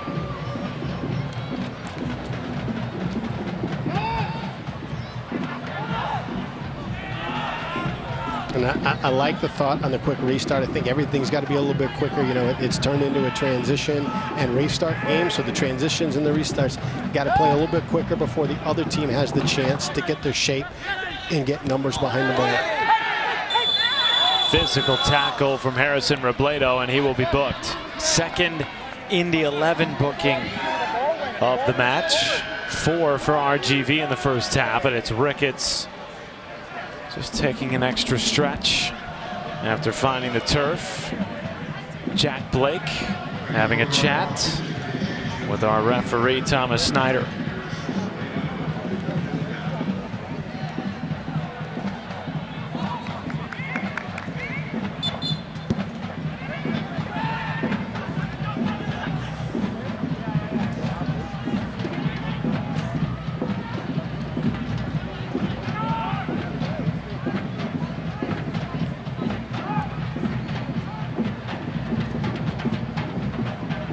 Press from Indy earns the restart, or earns the repossession. And here's that moment. Here's that moment. You have all of RGV pulled over to one side. Got to be quicker getting here. Oh, smart. Frankie Lopez was keying on that ball back to Trilk. Deespay just spins him. And now some activity on the far right side. Into the middle for Guenzati. Guenzati still, and he's nudged off the ball in the area, but nothing from the referee. That is the type of movement, though, that Indy wants to see more of in the second half. Yeah, and it's crazy how it's come so often down the right side, even when you're changing players. It's the ball that gets out wide right and then plays itself into the center. That's been so effective for Indy. Guenzati leading this club with 10 goals this year. Hunting again on a big tackle from Benitez, dislodging the ball. Trouble. And back the other way for RGV. It's Monis making a run on the near side. Defended by Dambrot.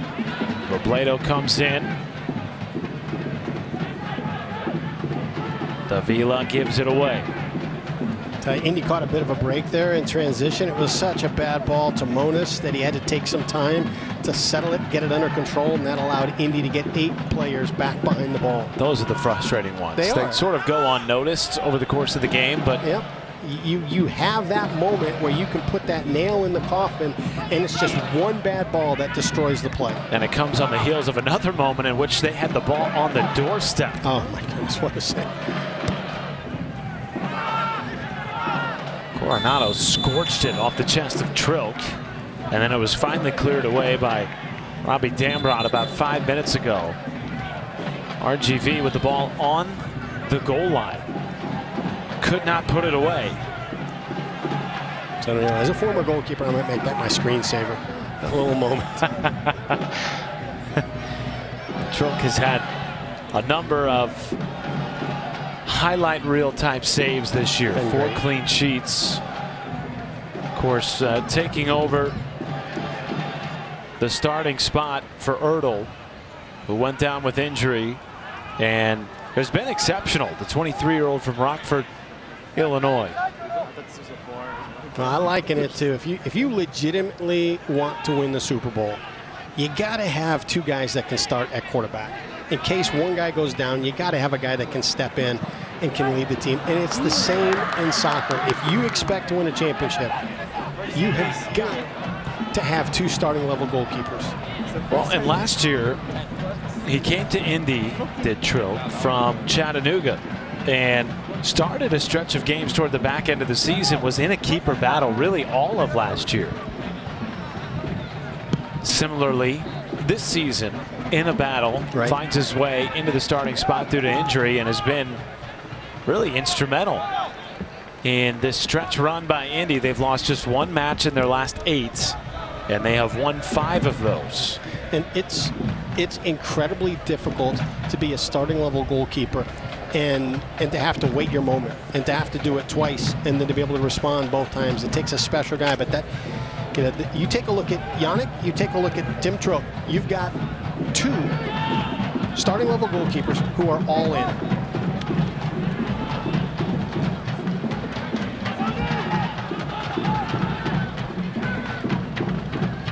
What do you feel Indy can do to gain some momentum and some rhythm? It still feels like even though they've had moments here to start the second half, it has not been continuous. Yeah, you got to be quicker in these moments. You just, right now as the game ticks into the later and later minutes, you're going to start to see RGV get a little bit more conservative on when they're going to go forward. So those gaps and those lanes that you can quickly attack are going to appear at a less frequent rate. So when you have that moment, when you've got that lane, whether it's in transition or you've just built a great opportunity, the ball has got to move quicker. To Blake, surveying Guanzati, who has yet to take a shot tonight. And Asante flicks it back towards midfield. Tispe and Mishak Jerome all the way back to Jim Trilk.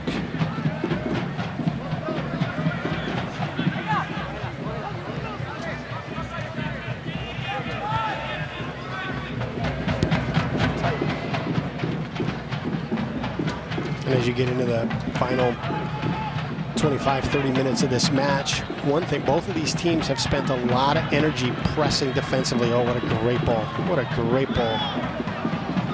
Robledo to Martinez. Here's that moment. You got 2v2 on the side. You're moving the ball. Blake to Budati. Great run. Budati.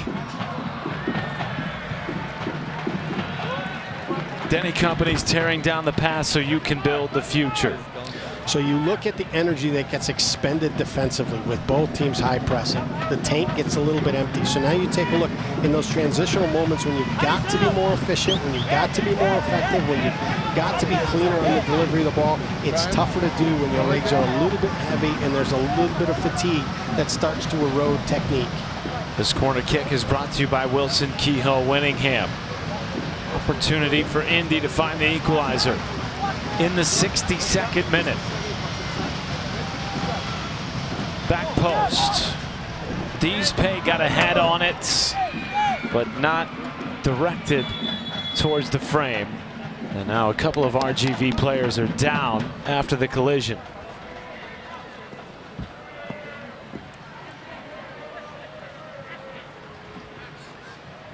So while Ricketts and Benitez shake off the cobwebs, Indy will bring on a substitution. Brought to you by Jiffy Lube, as all substitutions are. And it is Sebastian Velasquez. Love the move. He's been playing lights out recently. He's a guy that can be a hold-up player. He can play make. He can break down. He can break lines either individually or collectively with players. Good things have been coming off of him. Acquired in June, previously in the second division of Israeli soccer. Somebody who's played enough at the highest level to bring that level of calm, presence, and poise, especially in these types of moments. 50 caps in the MLS.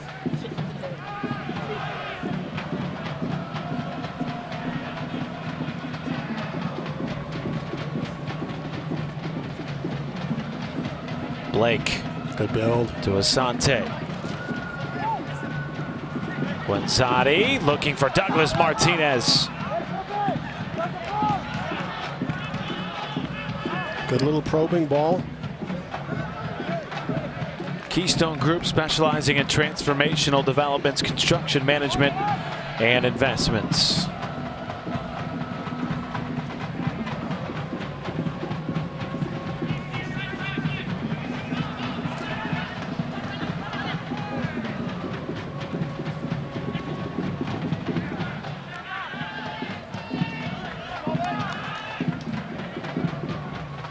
Tispe to Velasquez. Great ball. Now out to Robbie Dambrot. Asante on the end of that long pass. Nobody home in the middle. Perhaps looking for a cut from Velasquez. Tispe now in the middle. It was Frankie Lopez disruptive enough to win it back for RGV. And now a run from Bonus. Oh, again a poor delivery. He's on a full sprint, lead him into space above Lindley and let him run onto the ball. The buildup has been better for Indy over the last 10 minutes. Right. Crisper passing, finding players in right spots. It's been the touch in the final third that has lacked.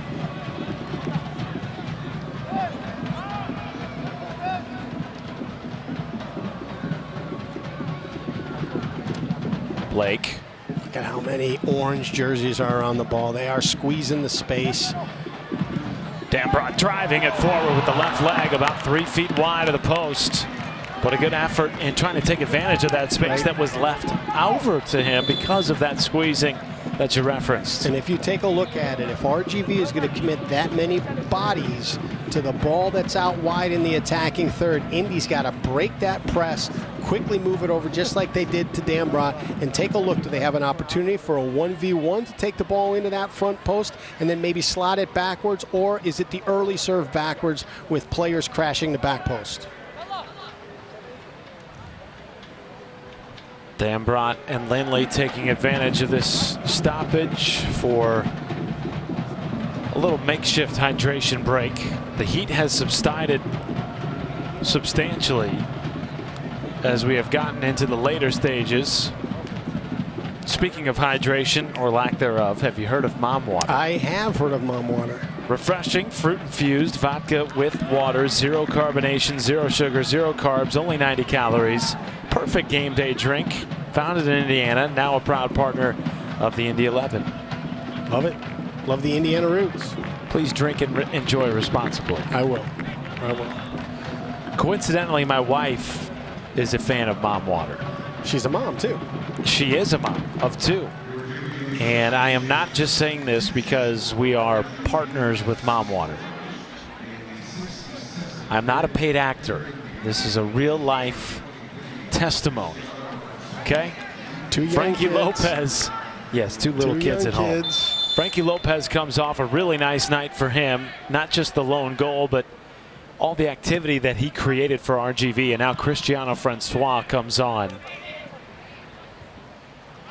Here in the 67th minute for RGV, clinging to a 1-goal lead. And there is Meshach Jerome, maybe overrunning it a touch. Benzone. Stopped by Velasquez. Nicely done.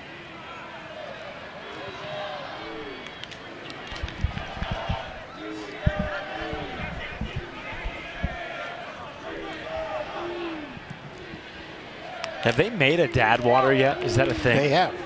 They have. They actually came out here and they had a truck at an earlier match where I think they had Mom Water and Dad Well, it Water. only makes sense, right? It does. Dads need to be hydrated as well. Especially on Sundays. Oh, nice. That would have been nice a beautiful thought. ball Nice thought. to Douglas Martinez, who was streaking free. So Francois comes on here in the last 20 couple minutes, and this is what he does. Taking it right into Tim Trilk. Francois trying to tuck it past and cannot. And it was Alex Moniz hoping for a ball across the mouth of goal. Perhaps find him. He is 10th on the all-time career assist leader. He is a great playmaker. Player that can hold the ball up, player that can create. 9 seasons of professional football after playing collegiately at Maryland for Francois. Asante rips it from the top of the 18 and then doubles over. Was hoping for something a little bit more to test the keeper, Marancio. Well, that was one of those ones that might have been a decision out of fatigue. You know, I'll never bet against Solo from shooting from anywhere, but it's you've got 5-on-5, 6-on-5 in there, so you've got a great opportunity where you can have some overloads in the attacking third and look to create something in combination because RGV just doesn't have numbers back. Johnson controls the power behind your mission. A lot of power behind that shot from Solo.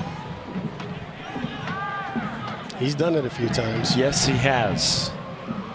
Great ball. And a takedown, D's pay nothing from the referee. And up off the bench comes Wilmer Cabrera. He cannot believe that takedown did not warrant a booking. Well, there was contact. There was certainly something where you could put that whistle to your mouth and say that is a foul. However, as the last man that would have been a red card. And now, was it worthy of changing the complexion of this game to that level? No. Was there contact? Yes.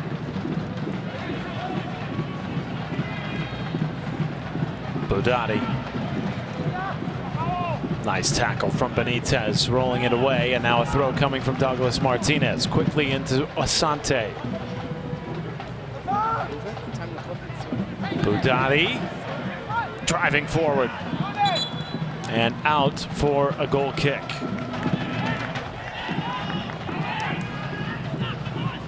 It's one of the things that Budati does so well, especially when he's on the right side. He can attack just as effectively on the left, but he's so much more dangerous with his right foot than his left, that sometimes when he attacks on the left side, he's got to cut it back as opposed to trying to work around the defender. On the right side, he's so much more comfortable.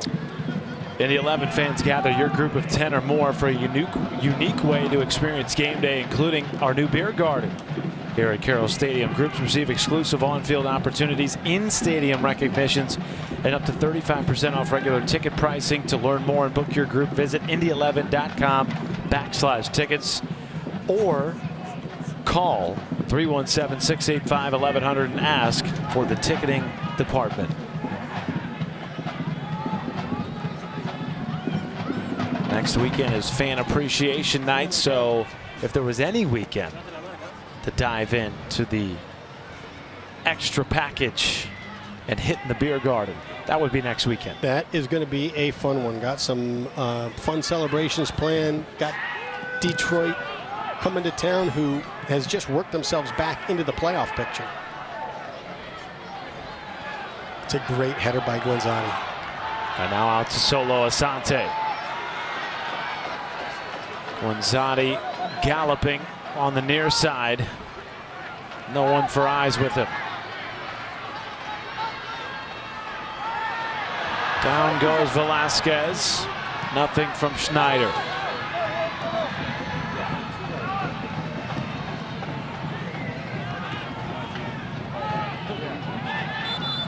And Deespe wisely winning it back. Quickly restarted. Well, Lindley thought about restarting it quickly, and instead will let the boys get organized.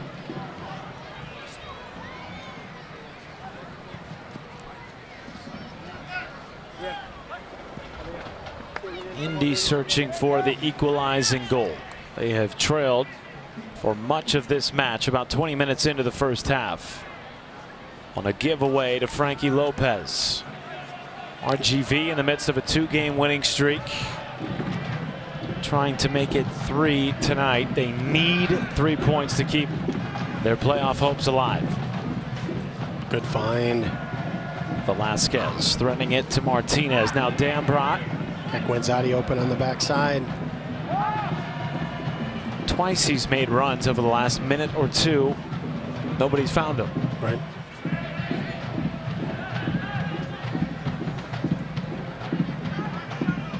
Now Blake. Budati to Asante, a floating ball, looking for Dambrot. Wow. And the volley was way off.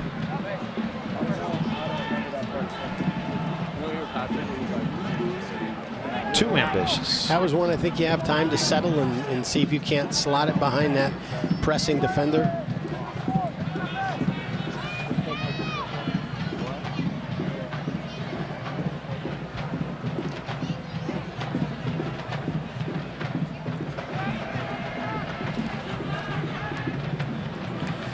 Morales Group, staffing agencies find jobs, but we build futures. Here is Monis building for RGV. Monis with a ball on a string, floats it into the hands of Tim Trilk. And great job by Adrian Deespe to get in there and provide covering support for Robbie Dambrot. Monis is coming at him with a full head of steam. Great pace, great technical ability, and there's space behind Dambrot for him to attack. Deespe comes in and provides that support. No advantage given, surprisingly, as Budati went down on a major collision. And instead back the other way. A 3-on-4 as Indy trying to get back in position defensively.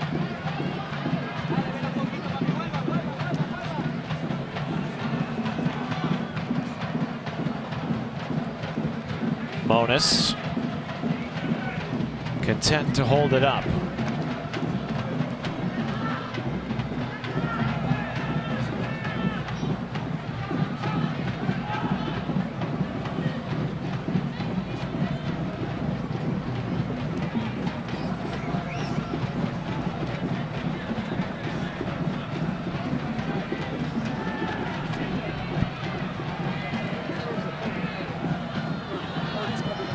Lindley trying to orchestrate something in the midfield. Blake going down, and we will see Molina come in. The substitution brought to you by Jiffy Lube of Indiana. Molina will come on for Jack Blake. And we have seen heroics from Molina since he got his first match. He scored in his first match coming off the bench. Recently he came on in the last few minutes of a match, and his first touch was a goal.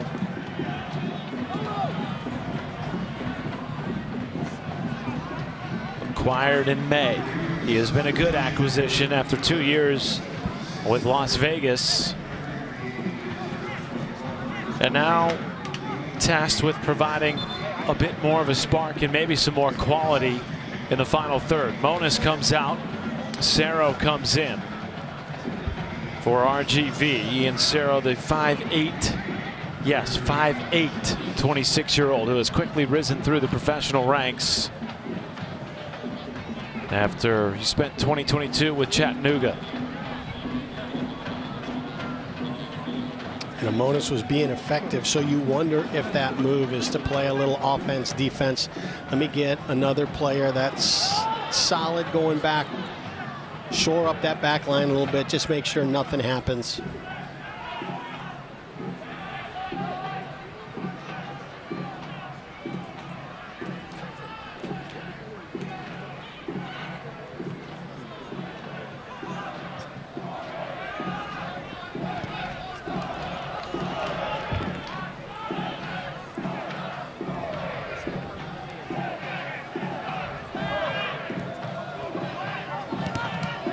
Central Indiana Honda dealers. Central Indiana is proud to be Honda's home turf too. Search your local Indiana Honda dealer today.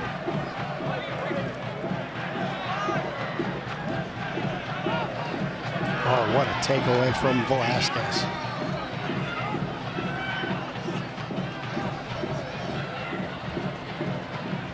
Coronado to Cerro. Pin zone. And Deespe out for a throw.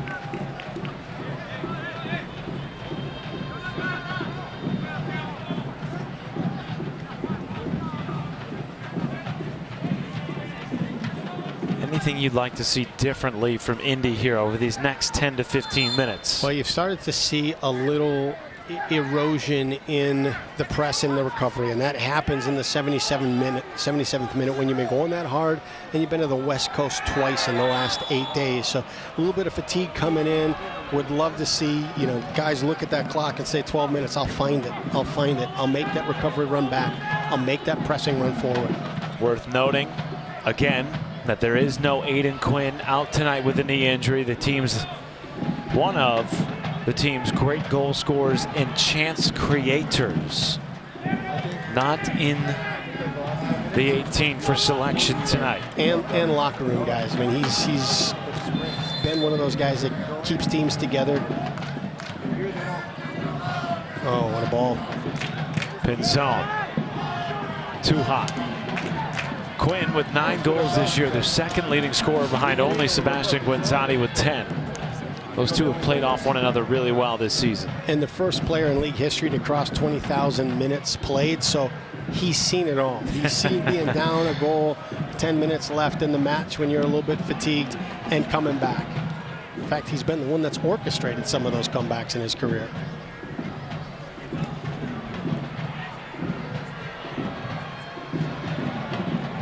I think I'll be okay in quoting Greg Rakestraw. Okay. When he's told me this week he thinks Aidan Quinn is definitely up there for one of the best USL players ever. I would second that. Certainly the most experienced ever to this point, as you just touched on, the first to cross that 20,000 minute threshold. I forget the game it was. It earned a PK on a little ball through to Budati. Aidan Quinn just flicks it. This was just a few weeks ago. It was in this little 8-game run here. The ball that he played in to Budati to earn the penalty kick, I've never seen that level of brilliance in person. Good thought from Solo Asante, who could also be in that conversation as one of the best ever in the USL. And what he's done is certainly spectacular because he's done it in such a short amount of time. He didn't get into the league until 2018. Yeah, and he's always been a great playmaker. You know, he's part of the 50-50 club, 50 goals, 50 assists, so he's always been able to do that. But he's adjusted his game a little bit here, where that is his primary role. 6 assists. Of course, so much of what he did in this league was with Phoenix, the team that Indy just came away with a draw against earlier on in the week. He was honored before the match, and now here he is streaking up the middle of the field. Martinez runs into a double team and cleared away by Michael Knapp. What an opportunity. And now Lindley slips it in. Velasquez gives it off to Molina, trying to drive it with his left foot. And there was Michael Knapp again, giving up his body to keep it a 1-goal game. That's a tough opportunity because the space is far post. He wants to go to the far post. It doesn't set up for his right foot. He looks to see if he can bend it with the outside of his left to get it around that block of defenders to the far post.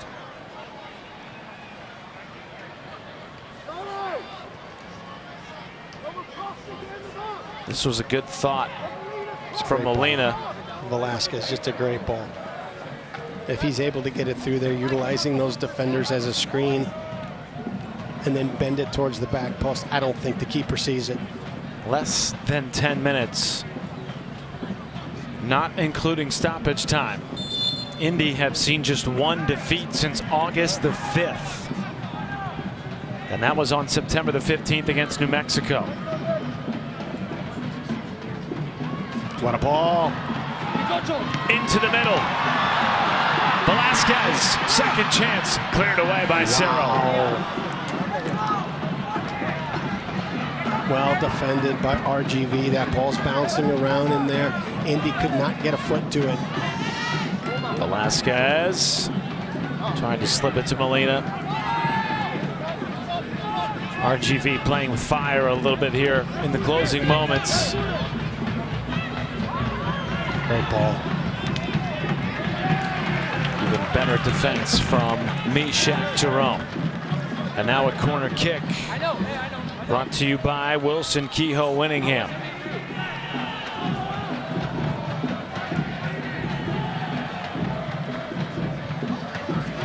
If you're Indy, the only thing you cannot do here is allow a goal. They have been close, knocking on the door in the last 10 minutes to finding that equalizer.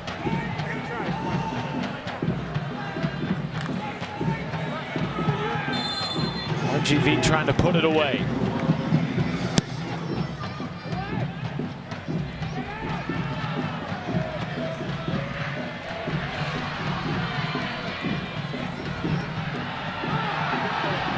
Martinez down in midfield and has words for the referee, Thomas Schneider. He did such a masterful job of bringing that ball down and working himself through that little traffic from the pressing defender. He felt there was enough contact. Oh, what a run from Cerro, but the flag does come up as Trilk came in split-legged to scoop it away, and now Lindley quickly calling for a restart.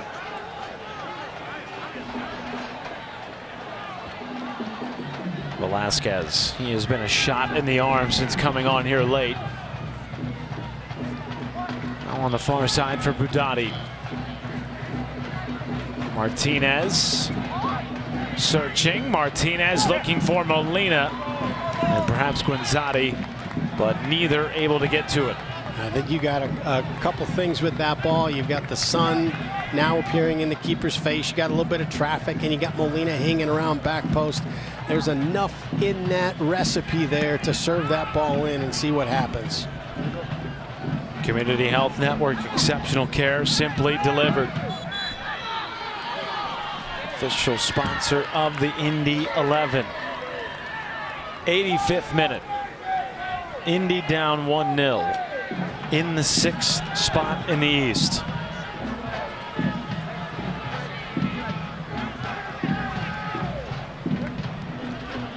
Can they muster some late match heroics and steal points again like they did earlier in the week at Phoenix, trailing 1-0 in the 95th minute before Cam Lindley found Adrian Deespe on a corner kick.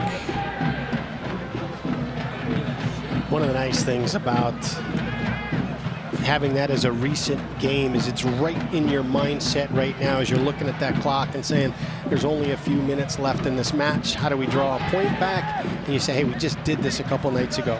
Good find from Lindley. Udani goes back to him. And now Martinez.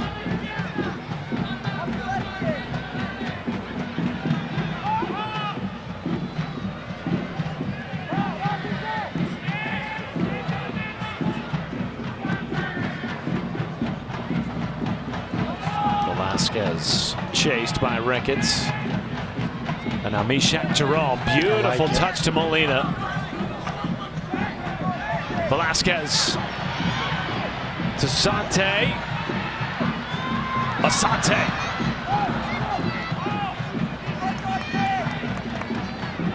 Down goes Asante, and out goes the ball for a throw. It feels like there's one coming.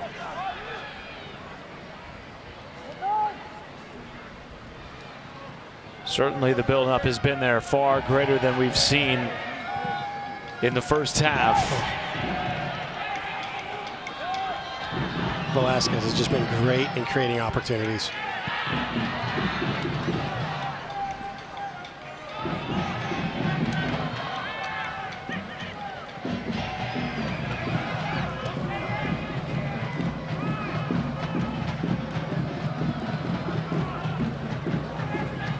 Select, the official match ball supplier of the USL Championship and many elite leagues throughout Europe. Visit us.select-sport.com for the latest Select product specials and more. Select, the player's choice.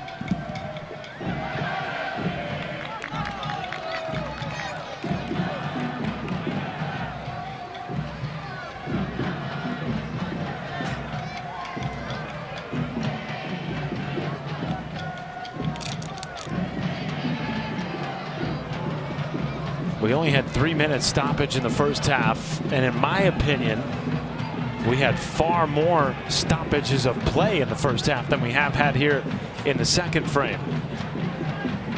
I don't believe we'll have any more than 3 minutes stoppage, if that at all.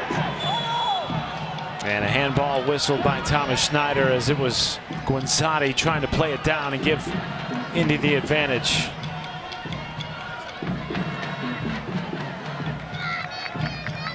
.88 minutes down in Indy, and a 1-goal deficit for the home team in front of a massive crowd tonight at the Mike.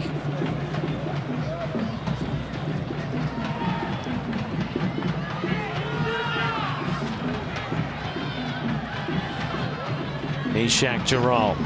Indy starting to press forward with the back line. Deespe. Close. Got to be careful. As much as you want to move that ball forward, you can't get careless with balls across the back line. Brilliant. Nice find here to Roberto Molina. Molina one-on-one with Ricketts, and Ricketts wins.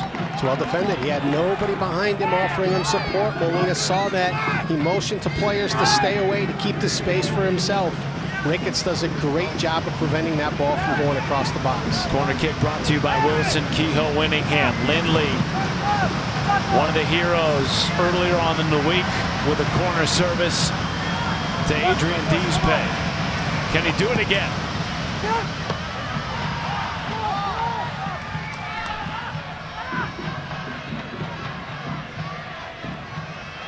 Molina. Ball on a string, and there is Michael Knapp again to step forward. Meshach Jerome doing his best to win it back, and he has for Indy.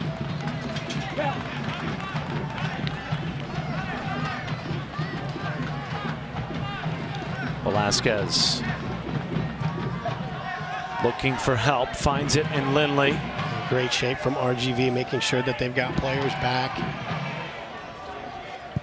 Jerome, wide for Martinez. We're about to find out just how much stoppage Indy will have to work with. Takedown in the box, nothing from Thomas Schneider. Ken Lindley can't believe it. 4-minute stoppage, surprisingly, for Indy. Still time for one last gasp. But first they have to stop this counter from RGV. Dambrot does so well. Yep, good help. Good job from Mishak holding up play. Dambrot comes in, presses to steal the ball. And now Budati.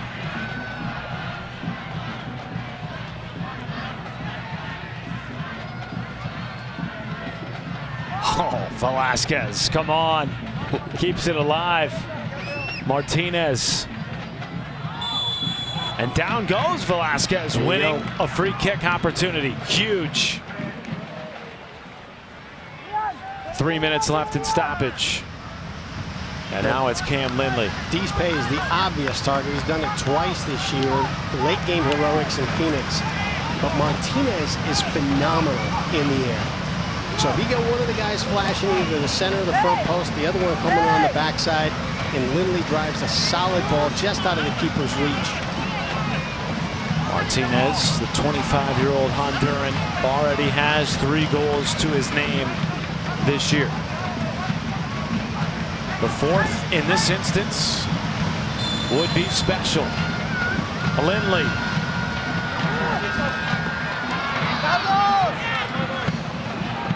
And Mauricio, frankly, has not been tested enough for Mark Lowry's liking tonight. Right, and that was one it's a tough ball because it's floating in there. It's a key. As a keeper, you salivate when you see that ball. And now some timely cramping by RGV. I think it may be legit. You do? But I would not doubt if there is some gamesmanship. Come on, you've been in this game long enough. 100%. Those cramps rarely happen when you're down a goal. No, never. You can fight through them then.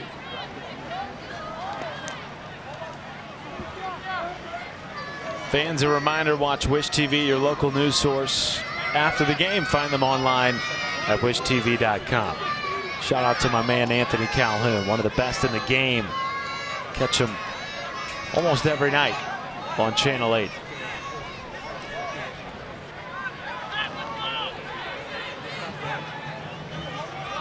Some substitutions waiting to come on. Kinzer and Pimentel for Wilmer Cabrera's side, who is moments away from securing their 3rd straight win. Every match right now for them is a playoff match. They cannot afford to lose. They cannot afford even a draw. And Brad, we talked about it. The more that you win in these situations, the more confidence and the more belief you grow. Right, 9 points in your last 3 matches when the season mattered the most, while you've also lost a big scoring threat.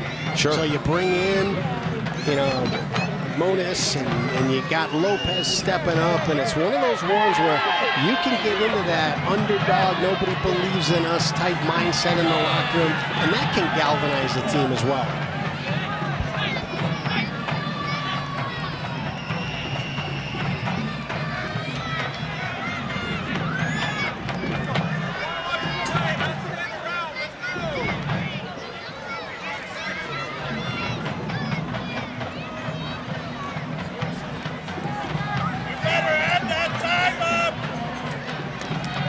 Kinzer comes on, and Coronado comes off. Pimentel still awaiting entry. We will surely have at least 2 additional minutes of stoppage. And now here comes Pimentel. And who will he come on for?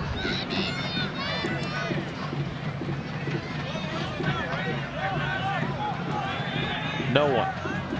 He's coming on for number 10, Christian Pinzon.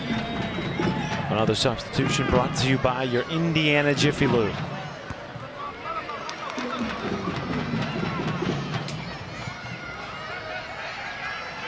Right now, with where we are in this match, it's you got to grab the ball. You got to keep the ball.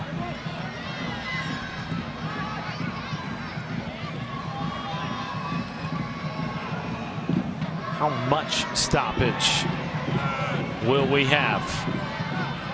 4 minutes was shown at the beginning. We're well past that now, but there was lots of extracurriculars, some cramping, some gamesmanship, some stalling. There is a corner, and this might be the last chance of the game. Trilk's looking over at the bench to see if he's got the go-ahead to go. He is stopped at midfield as Mishak Jerome is guarding an RGV player. Ball comes in, looking for Dispay, and that might seal the deal for RGV. And that's a tough. As much as you want to shoot, the goalkeeper has got the window closed. That's a ball that maybe you play back across the 6 and see if you can get another player slashing onto it.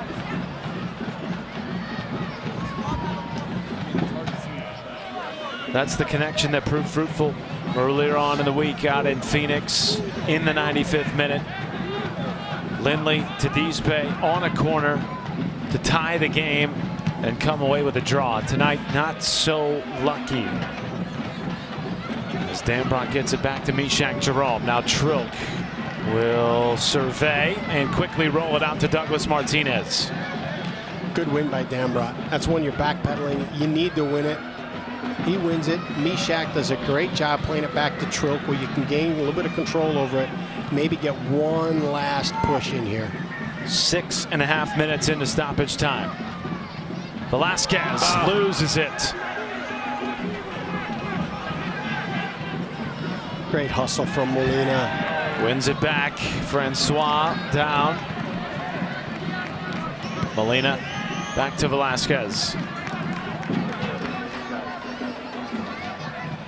Nearing 7 minutes of stoppage. Forward for Dambrot. And there is Morancio.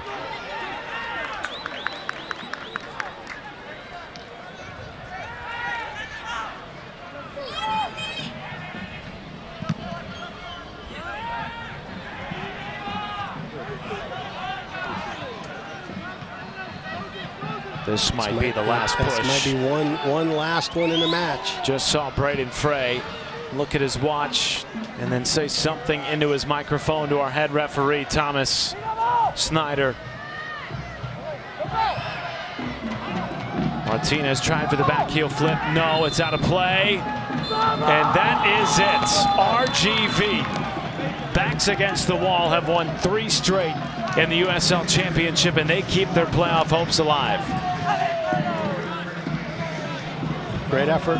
Great effort. Even match. It just took one moment, one turnover. One turnover in Indy's defensive third. And the finishing touch for Frankie Lopez, his 4th goal of the season. That is the difference. Indy loses 1-0. This is a team that has scored 5 goals in the last 4 matches. Tonight, though, shut out by RGV. And when you take a look at that ball, Lopez finishes it brilliantly. But it's the ball that's played into him, the pace, the weight, and where it is, because what it gives him is it gives him a couple of options.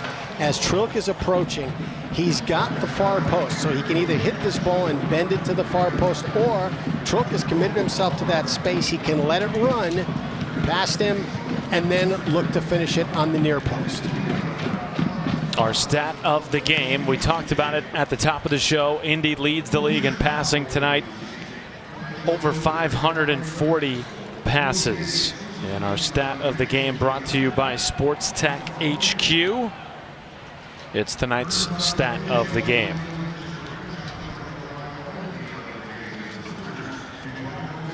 Well, it was a big crowd on hand tonight at the mic. They were hoping for some home team magic. Perhaps Indy, with all the travel and some of the late heroics, late into the night out west earlier on in the week. Just not enough juice early. They had a lot of juice late, but not enough early, and they come away with a 1-0 defeat. Yeah, 3 games in 8 days, and 2 of those games on 2 separate road trips to the West Coast.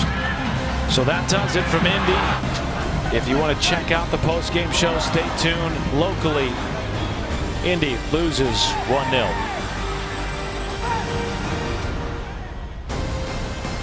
This copyrighted telecast of the United Soccer League Championship cannot be retransmitted, rebroadcast, or reproduced without the expressed written consent of the United Soccer League Championship.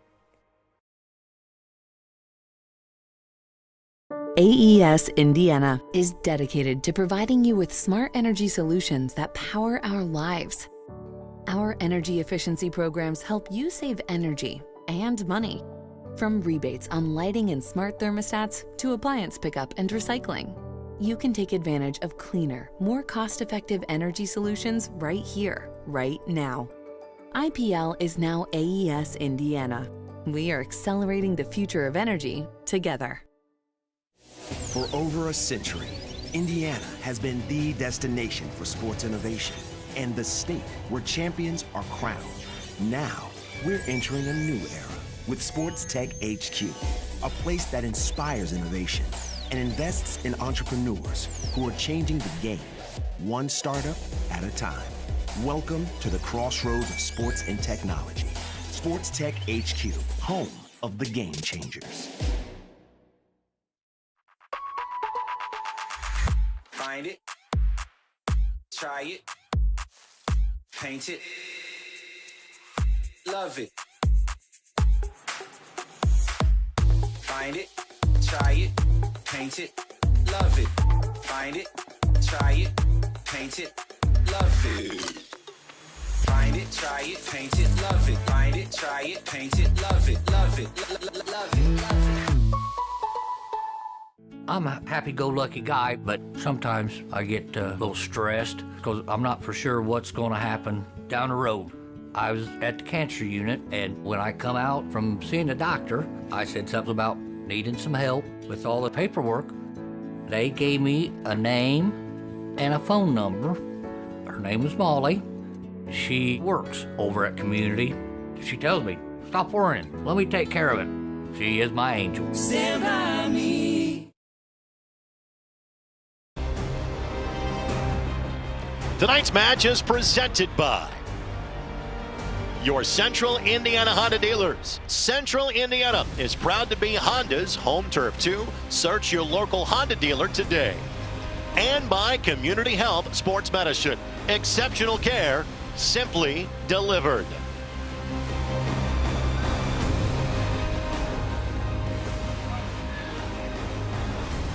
Back in Indianapolis, RGV comes away with a much-needed 3 points against the boys in blue. Just their second loss in the last 9 matches, and only their second since August the 5th. Sort of surprising. We anticipated goal scoring tonight from Indy 11, the way that they've been moving the ball in the attack, but credit to RGV, backs against the wall, and they pick up their 3rd consecutive win. That's Welcome crazy. back to the mic, Matt Schumacher, Brad Hodder. Your thoughts before we get into the highlights? Yeah, it's crazy when you get into that life and death, backs against the wall moments like you talk about. There is a different gear that players find. I don't know if it's a mental gear. I don't know if it's an emotional gear. I don't know if it's just we've invested 9-10 months in it right now and it's do or die time. But there is something special about those moments. And when you can come away like RGV has done in the last 3 matches, that belief just continues to grow. Well, certainly a team whose playoff hopes are on the line. They have to win out. No draws. They have to win. It looked early like they were playing a bit shakily.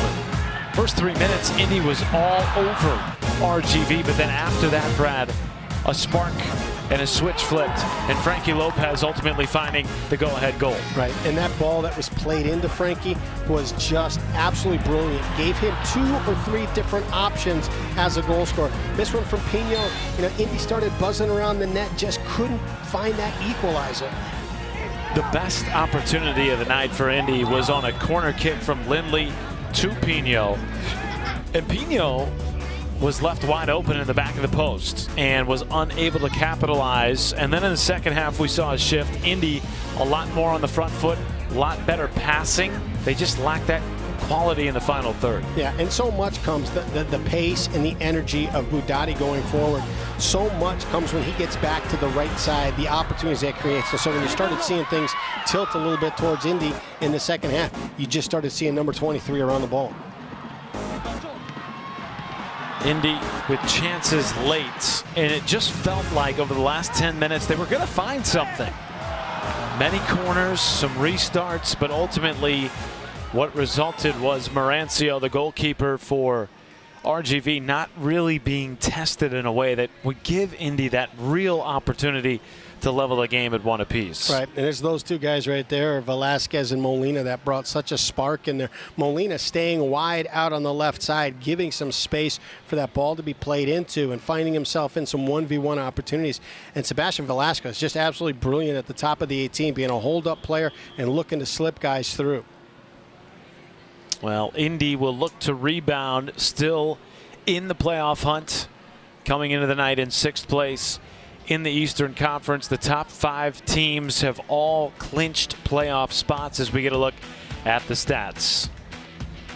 Yeah, this is one of those things you look at as a coach and you say, all right, you know, we generated, we earned, the tactics developed 11 opportunities, 11 shots. We got to be a little bit better in either our selection of those shots or in the execution after it. You look at shots on target, 2. So equal to RGV in shots on target, but nearly triple what you did as far as earning those shots. Well, and it's sort of the issue that Indy had early on in the season, creating the chances but not converting those chances. Right. Something they've been really good at over the last 3 to 4 weeks of the season. Tonight it sort of disappeared a little bit against RGV. Yeah, and so much of that has been Guenzati. That ball comes out wide and it's served in behind that back line, and you just scroll through these last 5, 6, 7, 8 matches and you see him sliding behind a defender, getting a toe on it, poking it past the keeper, a diving header where he just gets a piece of it but deflects it past the keeper. He's so dangerous and so effective when he finds those spaces and opportunities. They just didn't develop tonight.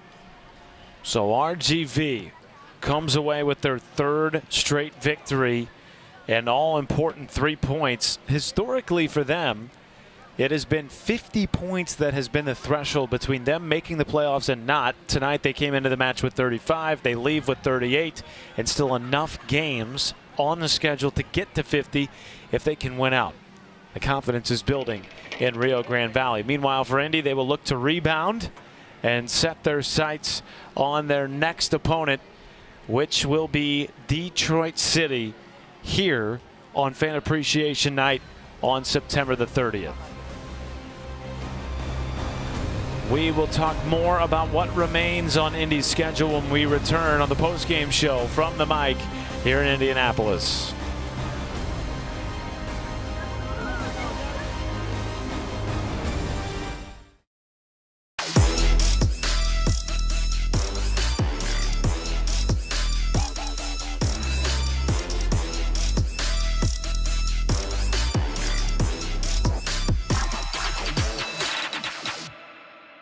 Meet Chip. 30 years ago, he started a small business with a big idea.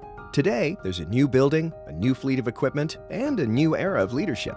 But we know Chip, and at Indiana Members Credit Union, we know he plans to keep growing, building business with the next generation. IMCU is here to help with secure and simple account management tools and commercial financing to grow business. Today, it's all about Chip. Tomorrow, it's all about you. Because at IMCU, it's you that matters.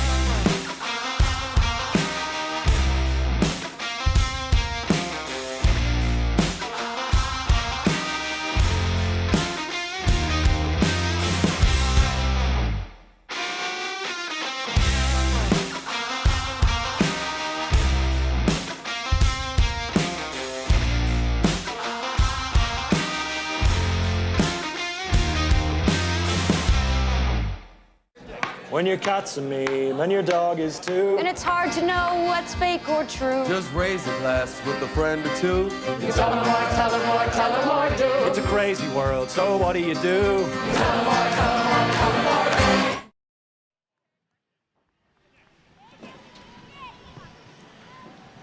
Back at the mic in Indianapolis, continuing on with our post-game show. Matt Schumacher, Brad Hodder with you. RGV picks up the 3 points that they had to have to keep their playoff hopes alive, and they take down the Indy 11 1-0 on a steamy Sunday night in downtown Indianapolis. We're now joined by Sebastian Guenzati. Sebastian, thanks for taking the time. You know, your thoughts on the way this match played out and the chances that you created at the back end of that second half.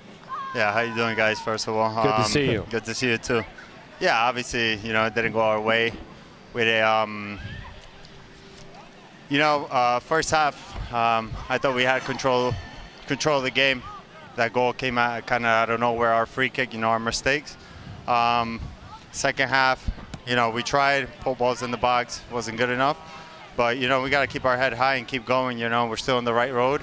And, we have very important games coming up that are finals. I thought Velasquez brought a lot when he entered the game as far as holding up and creating opportunities for you guys up top. Talk a little bit about what he brings when he changes the game and comes in. Yeah, he's great, playing with his back against the goal, turning and finding the forwards. That's what we want from him, and that's why he's our 10. Today he had to come in the second half, and he really changed the game. We fell off short, but like I said, we got to keep our head high and keep going to the next one. Sebastian, later on this week, or maybe it's next week, I don't have the dates in front of me, but Detroit City is your next opponent.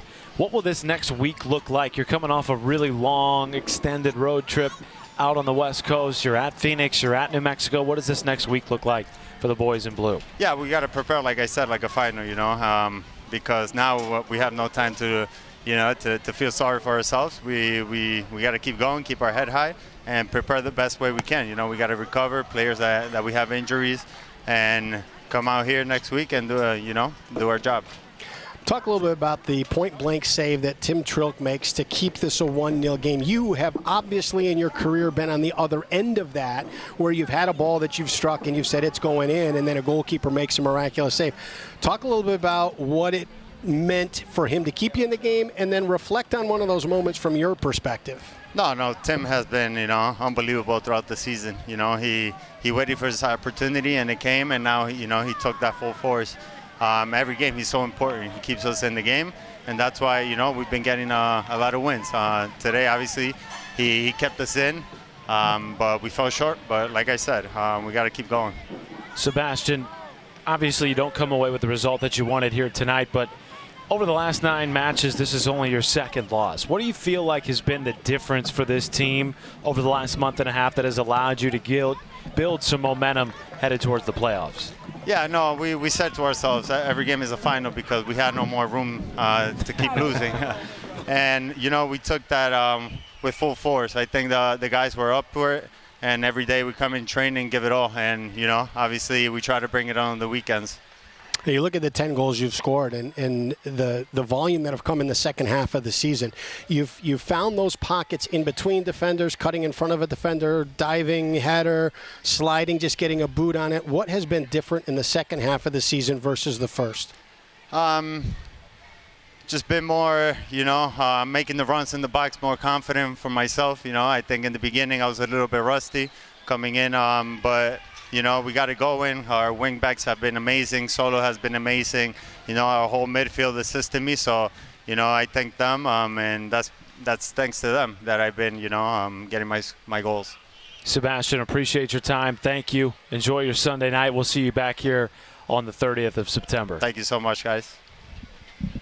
True professional. Yes, kind enough to join us after a loss and really offer some thoughtful answers. Look, the bottom line is you hate losing at the mic, especially a place where Indy has had so much success over the years. But, Brad, big picture, over the last 9 matches, this is just the second loss. They've won 5 of the last 9. This team is positioned to make a run. Right.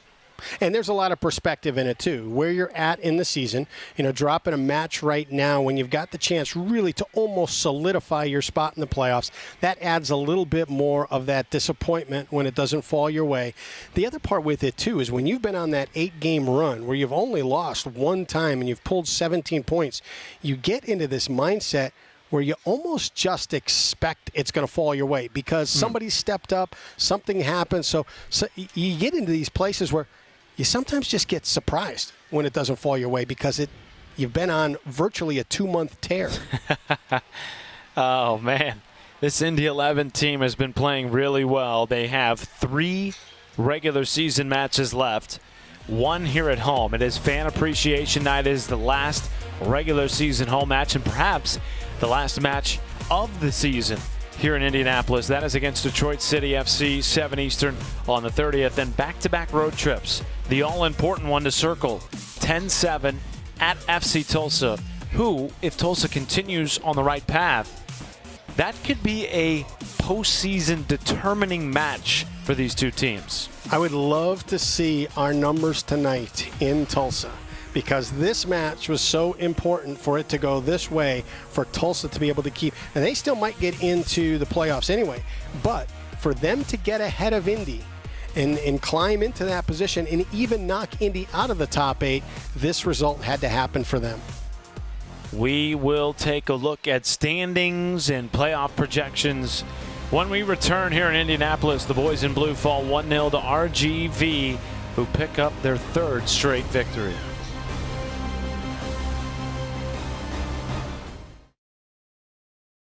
AES Indiana is dedicated to providing you with smart energy solutions that power our lives.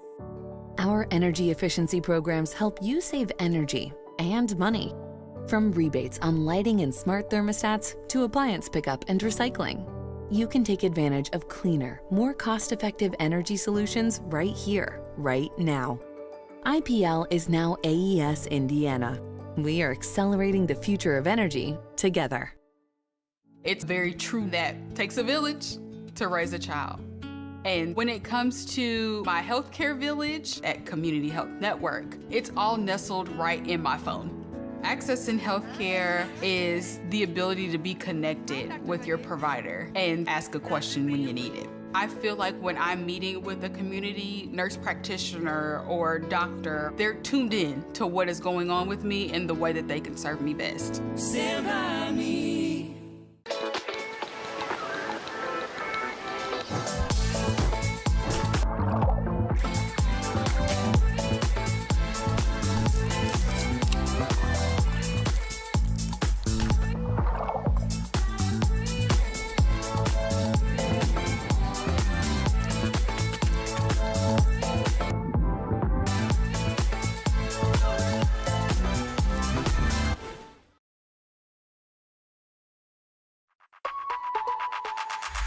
Find it, try it, paint it,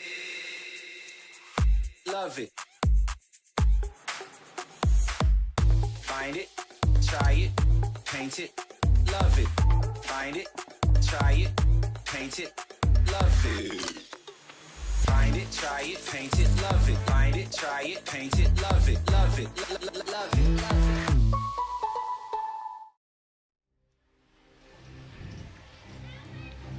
So, the standings in the Eastern Conference, which is what we all have been waiting for. After this loss for Indy, they remain in 6th with 42 points, but Birmingham Legion right on their heels in the 7th spot. Now, the good news for Indy is that they are 5 points clear of that potential playoff line spot, with Detroit City coming to town on the 30th. That is a large matchup on the 30th, which could possibly be their final home match of the 2023 campaign. Right. That's a 6-point match, because it not only, I mean, you've got the room over the number 8 spot, but you take a look at not drawing points. Detroit City moving at 40 points. Now you've got Tulsa, who's hanging out right on the outside of it. They're your next opponent. That is good. These next few matches are going to shape up to be a battle. Birmingham right now trailing Miami FC 1-0. We're hearing in our headsets at the moment. If you want to check out that match, it's on ESPN Plus as we speak. The bottom note is important. The top 5 have clinched playoff spots, but not all 5 have guaranteed their position or their seeding. So if Indy's able to keep winning, they might have an outside shot of hosting. As we take a look at the upcoming schedule, Detroit City has a big one on the road, Western Conference, Colorado Springs. If they win that puts some real pressure on Indy for that match coming up on the 30th. Yeah, puts pressure on Indy, but then also you're looking at Detroit City having to play midweek, and how is that going to impact? We're at the point in the season, too, where the yellow card accumulations and the injuries starting to pile up for each team. And so at what point do you get to this place where that Wednesday night game, you not only need the result, but you got to come out without some cards, and you got to come out with a healthy squad. Well, on that health, I'm glad you brought that up, because that was part of the story tonight, too. No Aidan Quinn. Okay, this team's still figuring out how that's going to look. Will Aidan Quinn be back? If not, what does that look like going forward for the attack? This is their second leading scorer and one of the best ever in the history of the USL. Right. Big possession guy. He's one of the guys, too. You look at Cam Lindley, what he's able to do. That ball comes out to him wide. He is able to drive it on a dime, touchline to change fields with one touch. Aidan Quinn also has that ability. So you lose one of your home run threats if he's not able to get back on the field. By the way, folks, next Saturday, September the 30th, is Fan Appreciation Night. Doors open 30 minutes early for everyone to enjoy games and giveaways in the Best One Fun Zone. And then throughout the night, lucky fans will be selected to win prize packs, including merchandise, gift certificates, and more. Be sure to arrive early and cheer on the boys in blue at their final regular season match against Detroit City FC. We are wrapping things up here from the mic in Indianapolis. Matt Schumacher filling in for Greg Rakestraw, Brad Hodder as always. It was an entertaining match, not the result that Indy wanted, but the result that RGV needed, and they jumped up a spot into 10th, now just 2 spots away from that playoff line. Yeah, and look at this, 1 win away. If Monterey Bay, Oakland Roots don't pull away, they pull a win in their next one. They're 41 points. They're in that tie for that 8th spot. RGV have been to the playoffs in back-to-back seasons. They have not missed the playoffs since before Wilmer Cabrera took over as the manager. That is what is at jeopardy right now.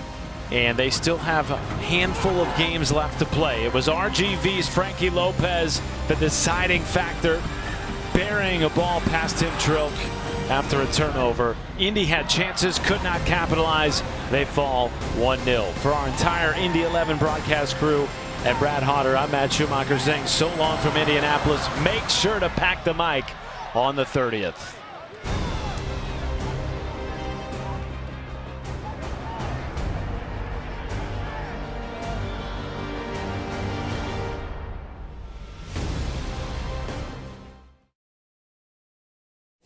For over a century, Indiana has been the destination for sports innovation and the state where champions are crowned. Now, we're entering a new era with Sports Tech HQ, a place that inspires innovation and invests in entrepreneurs who are changing the game, one startup at a time. Welcome to the crossroads of sports and technology. Sports Tech HQ, home of the game changers. Meet Kate. She has a lot to juggle. Family, work, it can lead to trying days and tired nights. But we know Kate, and at Indiana Members Credit Union, we know at some point her space at a premium life may change. IMCU is here to help Kate and you find your space. Now, add on or remodel with an introductory rate of 3.9% APR on a home equity line of credit. Today, it's all about Kate. Tomorrow, it's all about you. Because at IMCU, it's you that matters. The main part of my job is definitely listening. People deserve transparency. I don't want the financial part to be something that stops or hinders a patient from having the health care that they need. I try to treat each person like they're my mom or my grandmother, my daughter, my husband. I want them to know that they're not just another phone call for us. And it's very rewarding to know that I can provide peace of mind. AES Indiana is dedicated to providing you with smart energy solutions that power our lives. Our energy efficiency programs help you save energy and money. From rebates on lighting and smart thermostats to appliance pickup and recycling, you can take advantage of cleaner, more cost-effective energy solutions right here, right now. IPL is now AES Indiana. We are accelerating the future of energy together.